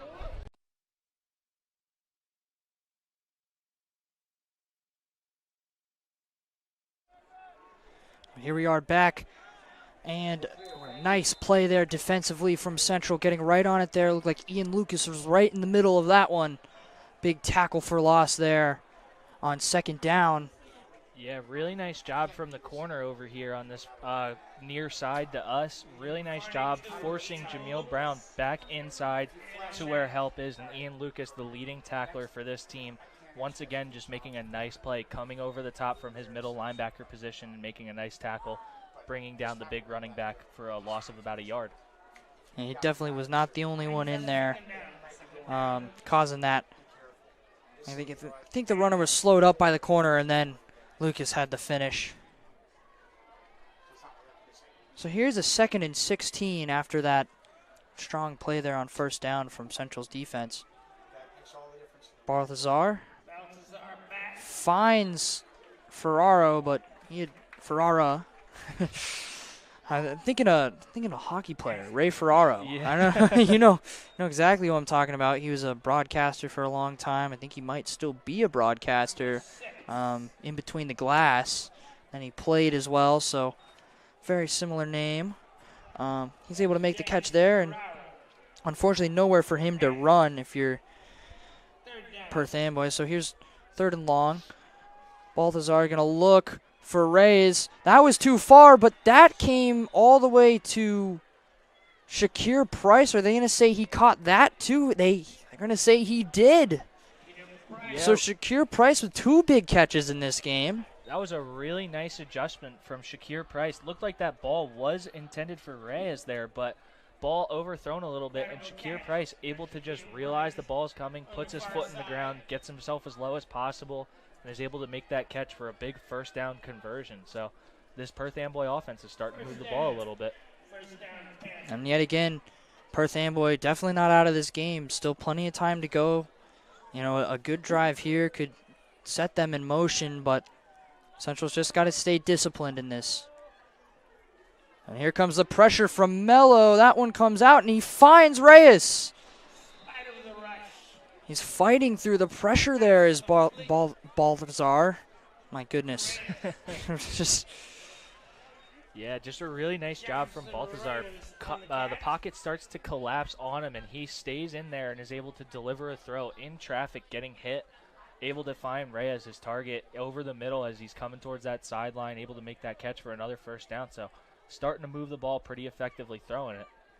Balthazar has looked really, really good tonight. And yes, I can say his name. It is possible. My goodness. So we have not seen a run since that first play of this drive. Here comes some pressure. Oh, and he had Jameel Gibbs. I just almost called him Jameer Gibbs, and Jameel Brown slides right through his hands. It's been a long game. It's a long game. The second quarter was very long, and some stuff's just slipping right now. I'll get back into it. Don't worry. Don't worry.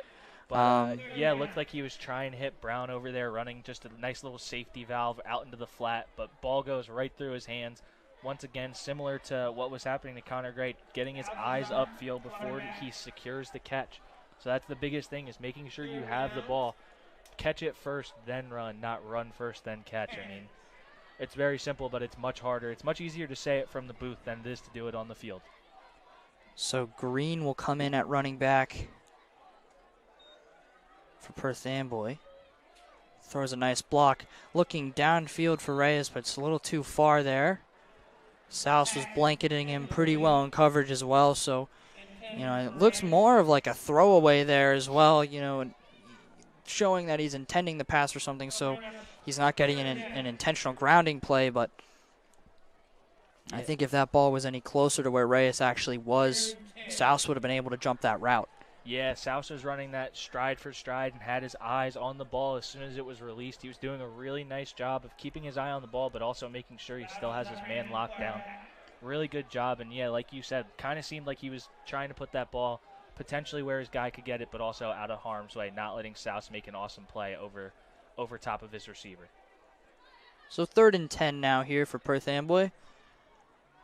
Assuming this would be 4 down territory as long as you don't take a sack here. Looking downfield for number 13. We haven't seen him much today.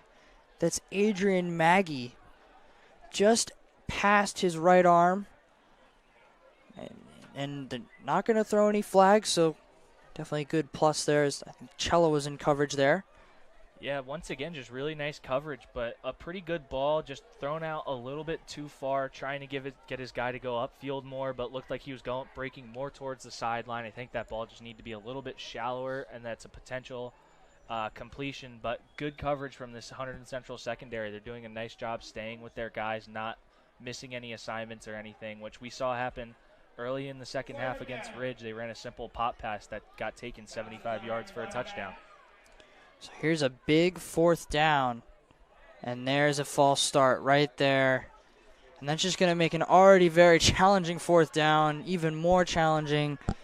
Will they even keep the offense out here? I think they will. They're at this point where they're down by, they're down by 19, and they need to get some points here. Nowhere near field goal range, and so they're just going to stay out here for 4th and 15. Yeah, I think they're just trying to go for points no matter what, no matter the yardage or distance. I think they're going to be going for it. So he's going to look downfield. He's got a man. There's a flag on the play.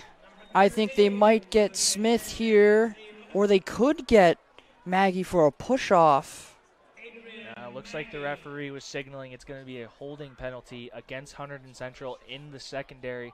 Once again, Balthazar just staying in there. I mean, he knows he's going to get hit. He's staying in there and trying to get that ball downfield, trying to complete some deep passes. Just an unfortunate call. Kind of bails out Perth Amboy there. It looked like that ball was way overthrown. And it looks like it is going to – oh, it is – I'm interested to see what the call is here, if it's an automatic 1st down for a holding penalty or if it's just a 5-yard penalty. Yeah, there's been a couple interesting calls as far as where the ball's put and what down it is in this game. So it is 4th and 5. They're going to give a 10-yard penalty, no automatic 1st down. So that's the big key for Hunterdon Central here. You kind of get away with one with a holding call on there. Doesn't give them the 1st down, just gives them 10 yards, but still a long 4th and 6, 4th and 7. Central has another chance to get off the field here. Balthazar. And the house is broad, and Balthazar is going to throw it downfield looking for Reyes. And it is incomplete, no flag. So Central able to make the stop there. The pressure was what needed to happen that forced that ball out quick there. Yeah, exactly. The pressure was needed, and it just opened wide open for Ian Lucas to just run right down the middle. The running back a little bit delayed trying to get a block on him, and Ian Lucas was in Balthazar's face as soon as he was trying to step up and throw that ball. Wasn't able to get a full step and get as much air time or maybe as hard of a throw as he wanted to, and forces the incompletion. So Hunterdon Central takes over on downs, and I think we're going to see a steady hand of running the ball here. They're going to let those big guys do what they do best, and that's run block. Last time they were giving a steady feed to Jacob Souse. It didn't work out super well as they were stopped. Souse able to push the pile a bit. And you do have to think, I mean, I don't know what the idea is here if you're Ransone, but you're going to need Souse in the playoffs. Should we be running him on every play? Is that a great decision? He can get hurt. He's not an invincible player, as we did see earlier this year. He did have an ankle injury. So, I think they have to be conscious about it. He's their one of their best offensive, well, he is their best offensive player. It's very clear. So they got to think about. I think they have to think about that. I don't know. I'm just bringing that out there. Yeah, I agree with you, but I also think that the coaches, they may also be agreeing with you, but I think Jacob Souse is such a great competitor that even if this game was 0-0 or if Hunterdon Central was up a lot more, I think Jacob Souse would want to be in there. He wants to keep playing. He's a true competitor. He just wants to compete with his teammates. Yeah, I think you're right. I think he would not leave the game even if they asked him to. And there he goes for a first down, so be some more time off the clock here for Central. Just going to try and salt this game away. The 25-6 lead. Maybe not wanting to put the ball in danger at all. It was like 3rd and 5, so they did stick with the run there on 3rd and, not necessarily manageable. Yeah, they've just done a really nice job getting those pulling guards. They're getting the initial push. Really good job in getting those pulling guards out in front of Souse. So here's Souse again. Able to get 2. Yeah, it kind of seems like every single run Souse takes, it's like he's one block away or one missed tackle away from taking it for 6 every single time, and I think that just shows how explosive he is and how hard he hits the hole. He is a very old-fashioned style running back. He's not going to sit back in the backfield and wait for something to open up. He's just going to go.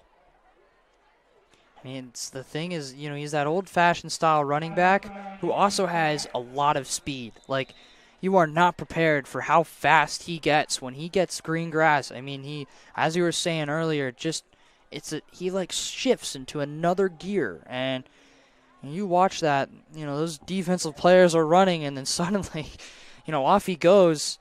And the only one who's really been able to catch him is Shakir Price. So, it's been very challenging for this. It looks like it is a Amboy holding defense penalty on Hunterdon Central, so they're going to be walking this one back about 10 yards. I don't even think I saw a flag come out. Yeah, it was a late flag. Souse was already on the ground by the time the flag got thrown, but still a holding either way. So for Hunterdon Central, I think we're going to see them run the ball here, and if they don't gain a lot of yardage back, I think then you let Hart throw the ball, let him air it out a little bit, try and find one of his guys. I think it's been a little challenging today for the refs to be able to grab the flags and actually throw them out there. Yeah. I feel like every single holding call I've seen, I've watched the call happen, and then a solid, 10, 15 seconds go by before a flag actually ends up on the field. But here we go. Here's a bit longer to get due to the holding penalty. Souse. It's going to be a 3rd and long here, like 3rd, 13, maybe 14 yards. I'd assume they'll have Hart turn it loose here. Yeah, I think you got to let him do it on about a 3rd and 14 here. I think you got to let your quarterback do what he does best. I think you got to let him get out in space, get him out of the pocket, maybe run a sprint package to our side of the field closer to us because you got a much wider field. You run a sprint package, get him outside. Let him throw the ball. Let him hit one of those crossing routes. I mean, they've been so effective running the levels concept. And I think the deeper levels, like the deep in, the 10-yard in, the 10 or 15-yard in, those have been open so far. They just haven't been able to find them yet with the pressure that this front four has been able to get on Hart. So it'll be interesting to see what they do here. So they will run them outside. Oh, and a nice block there from Souse and overthrows Gray, but I think he didn't have that much to look at there. So he just was kind of throwing that one away. A flag is on the play.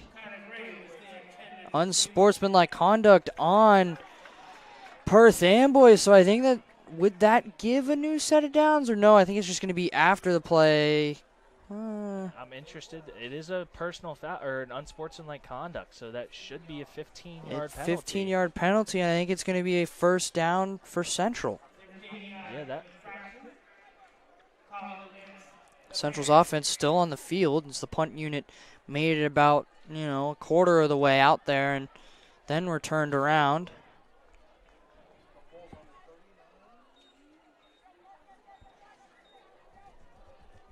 I think the refs are trying to figure out where they are going to put it down. Yeah, they're trying to figure out what yard line that the foul occurred. I didn't quite see what happened there. Like maybe an extra shove at the end of the play. Yeah, and as you said earlier, it's always the second guy that gets caught. It looked like it might have been, I think it was Bernadine reacting to the block that Souse laid on him. He did lay a pretty big block on him, but it was during the play, so it wasn't like he was doing anything completely wrong. I'm sure tempers are starting to flare over there if you're Perth Amboy. So they're going to move him up here inside the 40-yard line, so it will be a first down. This is an unfortunate play if you're Perth Amboy. You know, you've basically gotten off the field, and now you're giving up a whole new set of downs, and you're 15 yards further down the field. So, yeah, I mean, I've been on the side of games on either side of this. I've been down a lot, and I've been up a lot. And when you're down a lot, everybody starts to get more angry. Everybody starts to just antsy. They want to hit somebody. They get fed up with the way the game's been going, and you lose your cool there, and that's what happens when you lose your cool. You get a 15-yard penalty and cost your team a fourth down and give the team that you did the foul on, you give them a fresh set of downs. So for Hunterdon Central, they kind of got bailed out there. yeah, definitely. Those penalties like that are just killers in a game. So they'll have Hart throw on first down. Gets hit there. Did not look like anything wrong with that, though. Just a rush. And, the defensive lineman came shooting through the gap there. Yeah, it looked like they were probably trying to set up a screen there, but unable to with the pressure immediately on Hart, unable to get that ball out. So for Hunterdon Central, I'm shocked they threw it on first down, but I think we're going to see a run here, get their confidence back, and get some yards back for this offense. So here's Souse on the counter. He's going to get a couple. 3 or 4 maybe. Maybe more like 2 or 3. Yeah, it looks like this Perth Amboy defense has made some halftime adjustments. I think they're really flying up. They're really selling out for the run. And I think that completely will open up the play-action game because if you watch these safeties, they're coming up fast. They're coming up to make a play. I think if you run an effective play-action, you could hit a tight end or a wide receiver over the top just behind that safety.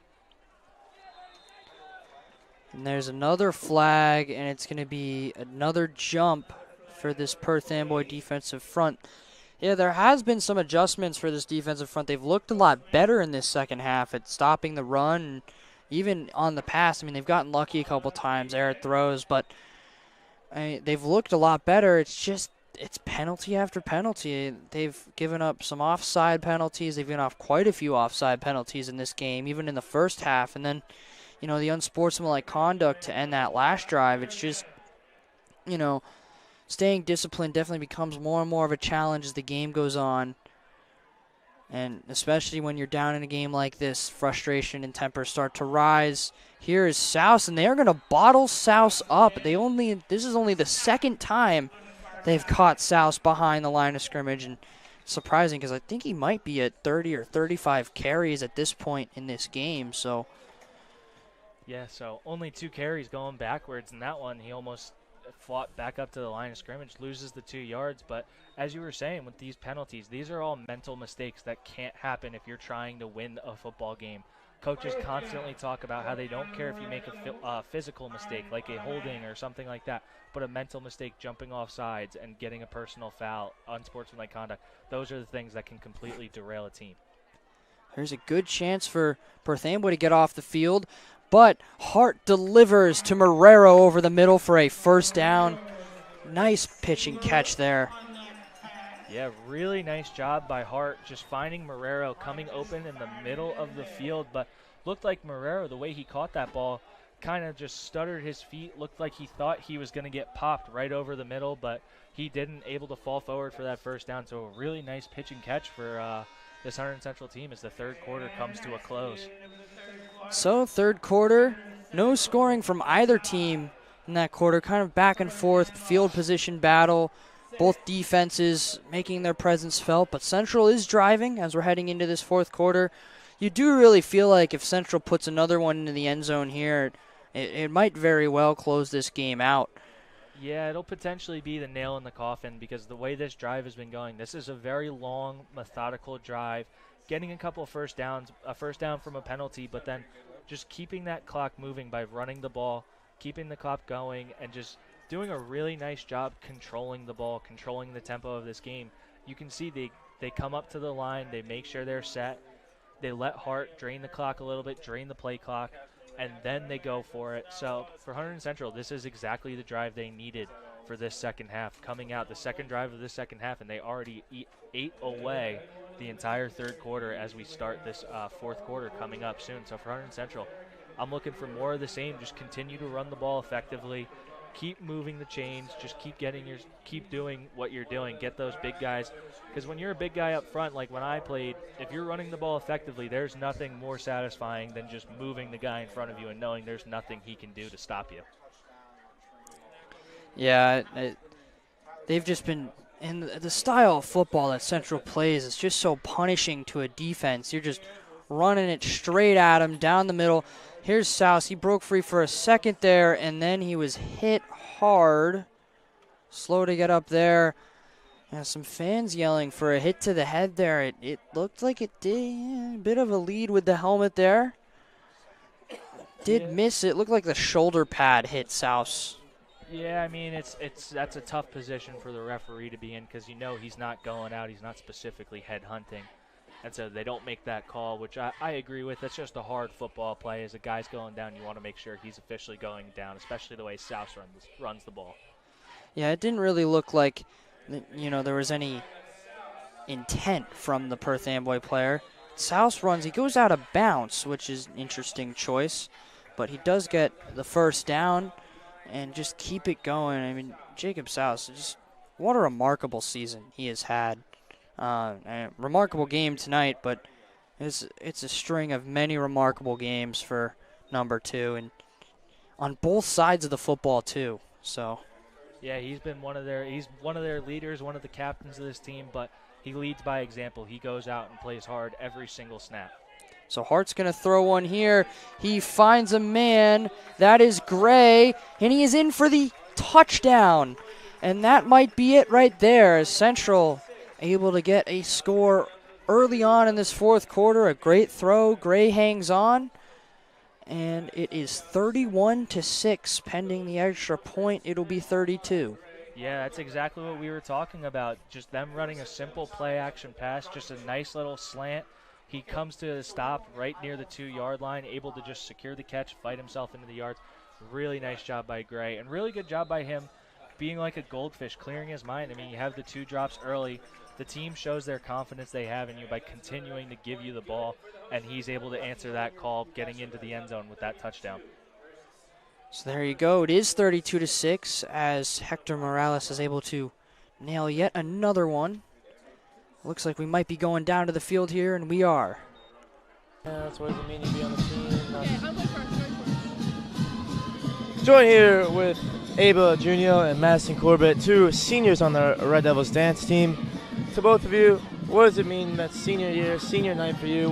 What does this moment feel like for you? It's bittersweet because I'm excited to move on, but I'm going to miss everyone.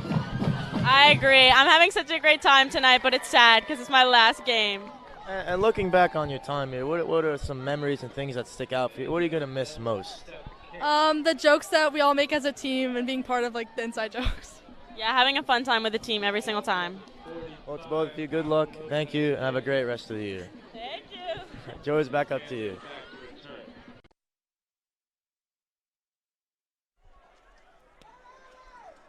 So, set to kick it off here for Central. And it's going to be real deep outside. Sorry, I was adjusting the levels there to get it right. Didn't quite see where that ball went. But it will be Perth Amboy's ball. So if you're Perth Amboy at this point, I think we might see some, maybe something crazy, maybe some trick plays, maybe some deep balls. I mean, at this point, you're just going to try and grasp at anything. You're down 32-6. It's your last, football game of the season. Is there really anything to lose here if you're Perth Amboy? No, I completely agree with you. I think it's time for them. I think they're going to start to empty out their playbook. They're going to run whatever they can to move this ball down the field and try and get points onto the board. I mean, we saw it last week, Stanford, Colorado. Colorado up big going into halftime, and then Stanford makes that unbelievable comeback in the fourth quarter. And this fourth quarter just started, and I'm not saying Perth Amboy is going to do it, but there is always the possibility that a team gets hot at the right time and is able to put a couple drives together and get some points on the board.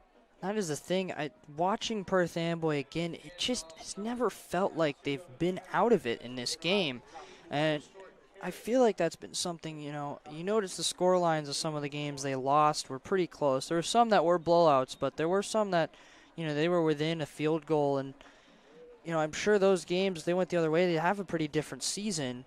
And you see it here in this game where they've been pretty much toe-to-toe with Central, except the score does not reflect that at all. I mean, defensively they've struggled to stop the run, but on offense they've looked pretty good, and it's just like, the ball's a hair too far, or there's, maybe one too many holding penalties, and just small plays that you can't always control, but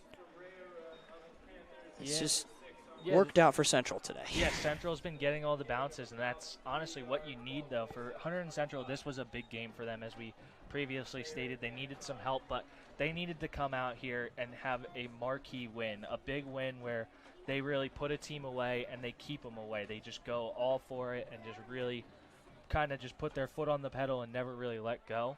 And I think that's what Hunterdon Central is doing so far on this night. And for them, it's just great to see, because going into the playoffs, this is something you need. You need a big win. You need your confidence to be high, because the playoff is a completely new season. Throw out the records. Once you're in it, you're in it. So here's Barlazar. He's going to look downfield, and Seth Francois trying to catch up to it. Yeah, it looked like he got hit while he was throwing, so will not be an intentional grounding penalty, but a good rush from Mateo Brito there, able to spin off that guard after going upfield, hits him with the inside move, wins on that, and is able to get a big hit on Balthazar and forces this punt unit to come back out. And Brito has been shaken up for a lot of this game. He's been, on and off the bench. It looks like maybe dealing with some hand injuries, maybe something on the foot. And, he's back out there now, staying with it. And nice rush there to force a punt here. 9:20 to go in this fourth quarter here. Chella is almost always there, right there, very close to blocking punts. And I think there, if he got that one, that would have been a touchdown. Yeah, Chella's been doing a really nice job rushing. He's been the lone rusher on a lot of these. Looks like they're doing punt block safe, as we have a injured Perth Amboy Panther on the field. Can't quite see the number from here. It is in the 50s. I believe it is number 52, which is Raul Rodriguez Camilo.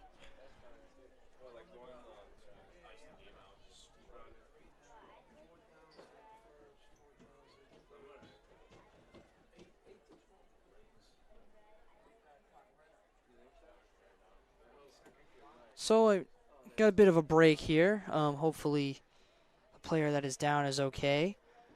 9:09 to go in this game. I mean, it does kind of feel like Central, maybe could start the party now. Getting the ball back.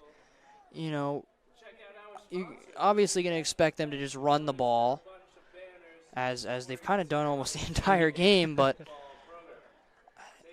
I don't know if there's that much more we can analyze here. Yeah, I mean, I think this might be the time you want to bring in Artiega. You bring in your number 2 back, get him some carries, get his confidence up. I don't think Artiega's playing tonight. Oh, well then, never mind. Maybe you bring Vlies in, your sophomore. I'm sorry, yeah, I misspoke. But bring in your second back, give Souse a break. He's done his job tonight. He has done more than enough for Hunterdon Central to win this football game. I think at this point you don't really need to be playing all your studs, all your dogs out there right now. I think you can just send out your O-line, your QB, and just run the ball effectively with whoever's in the backfield. And I think that's something Hunterdon Central could do. I think Jacob Souse, yes, has been unbelievable today, but I think you put any of their running backs back there, and they would have had success against this defense. Yeah, Artiega, when he was healthy, was having a very good season. Was averaging 7 yards per carry. He had a couple touchdowns. Looked very calm and confident. we'll see him. He'll probably be the main back next year, if nothing changes dramatically. Today he's sitting on the sideline, did not dress for this game. He's been battling some injuries. Here is Souse, still in the game, still making moves. He's almost there for a first down, maybe 8 or 9 yards. Yeah, really just doing a nice job in the middle of this field. They're getting off their double teams. That's something they always preach here at Central. That was something that was ingrained into my brain. When you're coming down on a double team, you need one of the guys to come off and get off to that second level and get hands on a linebacker to free up even more space. And we saw that. They got hands on the second level, and the safety's making a tackle 8 or 9 yards down the field on South. So that's just a really good job getting your blocks out in space, getting your linebackers out, or getting your linemen on linebackers, a hat on a hat, and just opening up lanes for South. I know we've been talking about, maybe them taking South out just to preserve him for the playoffs, but like you said, South is a competitor and probably does not want to leave. That ball, did the ball come out there for a second? Started to look like it started to fall out, but South just falls completely on it. So luckily no harm in that one, no losing the ball, no turnovers. So for Hunterdon Central, I think we're going to see just a simple halfback dive from the shotgun that they've been running all game. Going to get the yard and keep this clock moving. So here's 3rd and 1. Let's see if Perth Amboy brings the house here. Would not be surprised if they stack that box, hoping to get a stop here. Yeah, they got 7 in the tackle box right now, and I wouldn't be shocked if that safety starts to creep up to try and stop the run. So they'll give it to Souse, and Souse breaks free. Jacob Souse staying on his feet down to the 30, and on 3rd and 1, he gets way more than he needed to. And so that'll move the chains and move the clock as time continues to tick down here at Stewart Field. Yeah, just a really nice job from South, just looking for those lanes. He's a one-cut-and-go type of running back, and that's why I love the way he runs the football. He is not afraid of contact. He kind of seems like he goes out of his way to get into contact, which you like to see from your starting running back, your leader of your team, not afraid of anybody that they're going against. So really nice run from South there. So Central will sit on it, get as much time off the clock as possible. We're under 7 minutes now to go in this one. Get the snap. Oh, and Hart fumbles the snap. It's unclear as to who got it, and it looks like it's going to be Perth Amboy's ball. So Perth Amboy will have a fumble recovery off of a little bobble there from Hart. Yeah, it looked like the snap was just a little bit too low, and Hart just cannot handle it. Looked like he took his eye off of it maybe. Ball drops on the turf. Good job by Perth Amboy jumping on that, capitalizing. But once again, I mean, just a little bit too late for making a huge comeback here, especially the way this defense has been coming out and showing out in this second half. They have been giving no time for Balthazar to be throwing the ball. They've been collapsing that pocket around him, not letting him really escape like we saw him do a bunch of times in the first half. They're doing a nice job staying in their pass rush lanes, not allowing a huge lane for him to run open. And the DBs are sticking on these wide receivers, not letting anybody come open. A lot of these sacks are coverage sacks. So Balthazar, you can't really fault him at all for this game. He's played pretty well. I mean, then there you go, right there. As the pass goes right through the hands of Reyes. I mean, Reyes has had a good game.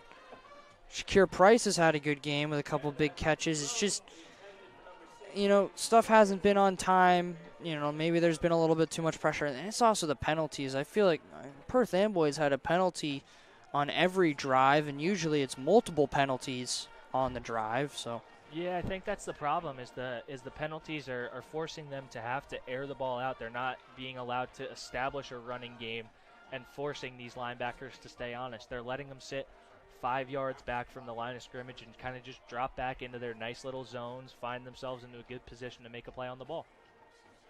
And we were talking in the pregame about how this is such a good rushing team, and here's Jameel Brown showing some of what he hasn't had the opportunity to show off in this game due to all the penalties and the sacks and the pressure. He's had a very good season, and he's one of, as I said early on, one of 4 or 5 backs here that they have that can very, competently run the football. We've only seen 2 tonight. We've seen Brown and Green out there, and I think Green might have taken 1 handoff. Yeah, I mean, they've struggled running the ball when they have had the opportunities to run the ball, which forces them to throw, and then the penalties. They just back up, and it's forcing Balthazar to have to air the ball out. I wouldn't be shocked after the stat, as we see a very egregious jump off from number 2. It's a little eager there for number 2, but it's mental mistakes like that, and it's been a tough one for Perth Amboy because, they've had, at this point, it is like countless false start or offside penalties, and it's just something that might get cleaned up after working at it a little longer. And it's just different snap counts, not getting used to it, and that is going to be intercepted by Connor Gray. Sat behind the route there and just got right in the right place. At this point, again, as we were saying at the beginning of this drive, nothing to lose, so Barthazar going to send one, downfield, looking for Ferrara, but Gray was there with the sure hands to bring it down. Yeah, it actually looked like that was a pretty good pass, but Gray just jumps in front of it, gets his arms up, and is able to just get himself high point that ball, come down for the interception for a big turnover. But, yeah, you can't really – there's nothing really bad to say about that play from Balthazar. He's really just trying to do what he can, trying to make a play, get the ball in deep, trying to score a quick touchdown, hitting one of his guys over the top, unable to connect, and Hunterdon Central takes over on downs. And I think this is where we see a heavy dose of running the ball here. Looks like coming out here with a very different looking team. The starters are no longer in for this offense, so I will now have to walk forward and look at my sheet for this. It's like at quarterback we have, is this number even listed on my sheet? I would like to hope it is. Looks like Andrew Cella is going to be taking snaps for a while here. That it would be Will Cella's brother. Yep, so nice to see the younger guys getting in the game, getting some snaps at the varsity level. This is just something you love to see, especially if you're a senior, you want to see these young guys succeed because they're the ones inheriting the program when you're done going on off to college. So you love to see these guys go out and do well offensively. Hey, we might see, probably see some running, but, maybe we'll see some throws, just to get Drew Cella into it a little bit.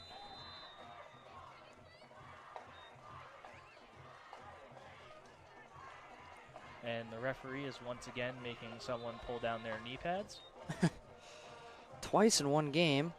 So the handoff here. Oh, look at the push there from Vlies. That's Giovanni Vlies, number 24. He's had a couple carries and some late in some games, and it's definitely one of the best carries we've seen from him. He was able to run a man over right in front. Yeah, really. And did the ball get fumbled on that play? We saw Perth Amboy holding the ball, signaling they had it, and the referees never signaled anything, but we see the Perth Amboy offense coming out onto the field. Well, so I was just talking about it was a good run. I guess the ball coughed up at the end. I didn't really see it. It looked like a strong run. Just the finish wasn't there, but I was actually about to say he looked like he really finished that run well, dropping his shoulder, running through a guy. But, yeah, we have yet to see a signal from the referees, but I guess it is no signal, but ball. They're out there, so no one stopped them. Yeah. So Balthazar, a one-handed snap catch. He's going to throw it downfield. Ooh, Shakir Price got knocked by Will Cella, brother of Drew, who came in for a couple snaps there. He's quietly had a good game over there. Will Cella, couple of nice plays on the defense, pass defense, a couple hits in the right place, and it's also been that lone rush coming in on the punts, very close to blocking a few. We were talking about that a little while ago, and I think defensively, people, you wouldn't normally notice what he's been doing back there, but he's been very good on coverage, and even the balls that haven't been thrown his way. Oh, and it's a Cella party tonight. Yeah. Drew Cella is going to come in there and make the stop on Green. Green got some movement there. Yeah, it looked like they got some movement up front with the front five for Perth Amboy. Got some nice movement on the outside, able to get their running back out in space, able to gain some yards and makes it a 3rd and 1.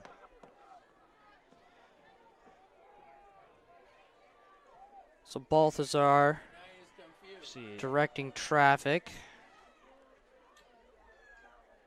We'll hand it off, and that's going to get blown up for the moment. Green breaking all kinds of tackles. That was the most effort I've seen in a loss of 2 probably ever in a game. He just bounced off of 4 or 5 tackles, but it was just one man after another. They read that one all the way. Yeah, it looked like there was a lot of miscommunication offensively for Perth Amboy. It looked like they sent originally 2 guys in motion. Then the 3rd receiver started to go. He got told no. And then it looked like half the offensive line thought the snap count was 2. Half of them thought it was 1. And that's how we saw all that penetration. But, yeah, that was a very gritty loss of 4 yards. So it's going to be 4th and 8. Balthazar is going to look for Maggie, and just comes right through his hands. But I will say I've been impressed by the way Balthazar has stayed in this game. I mean, he's been getting hit nonstop this entire game, and he's been able to stay in the pocket, still throw the ball effectively. I mean, that one, they missed the connection, but that was a good throw. Hit his receiver in the hands on the run while he's getting hit. Balthazar has really played a very nice game today. It just unfortunately has not got a lot of bounces his way. I think it's the thing with Balthazar, I think that's kind of how his season has gone. And, you know, you look at the stat line coming in, you don't expect him to come in and be a really accurate passer and, be able to stand in the pocket and look like that and play like that. Only, under 1,000 passing yards this season, but came in here and the way he's played, and you would think there would be a much better stat line, based on what we saw tonight, but might be small things. And here goes Vlies now, pushing his way up for a 1st down, and this time he hangs on. Yeah, we saw him as soon as he got through the line of scrimmage. He had 2 hands on that ball. He was not risking putting the ball on the turf again. So he is going to do whatever he can to protect that ball. You see he's going to run with 2 hands. He's going to make sure that thing is secured and in there tight.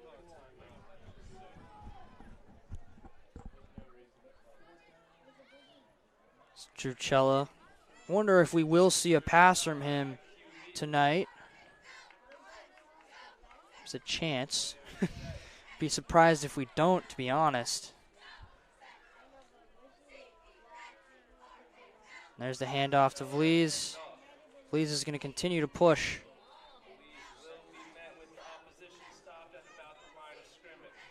Yeah, just looking for a running lane there, just unable to find one, and just gets brought down at the line of scrimmage, but making sure he is securing that ball. He is not going to fumble the ball on this drive.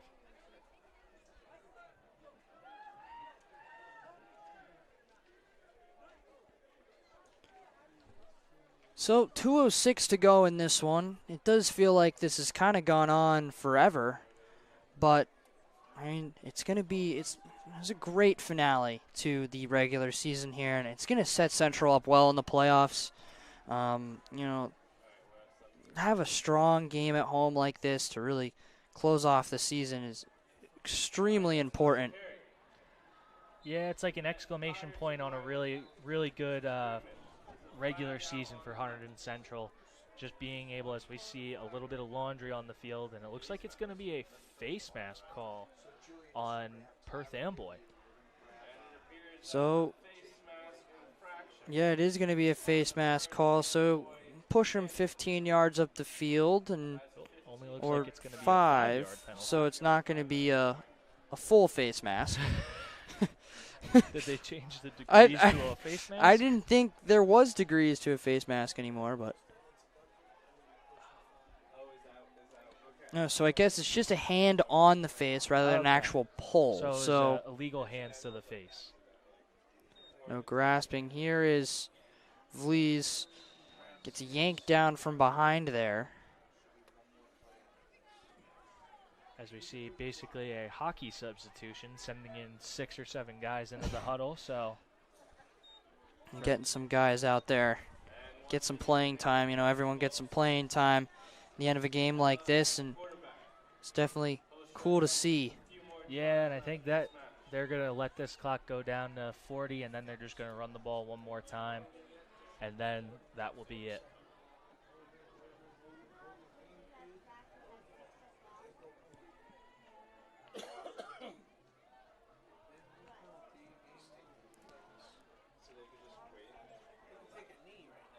So, Cella will take a knee.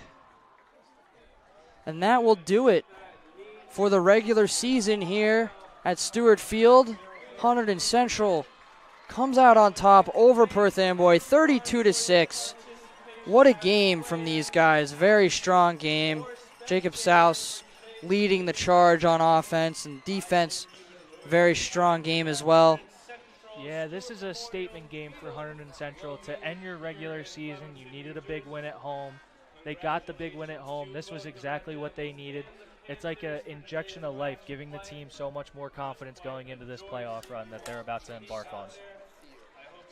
So, stay tuned for Jake Souse, an on-field interview. Going to get his thoughts on the game. He played a wonderful game, and just like almost his entire season. Well, from all of us here at HCTV, have a great night, and stay tuned for the interview.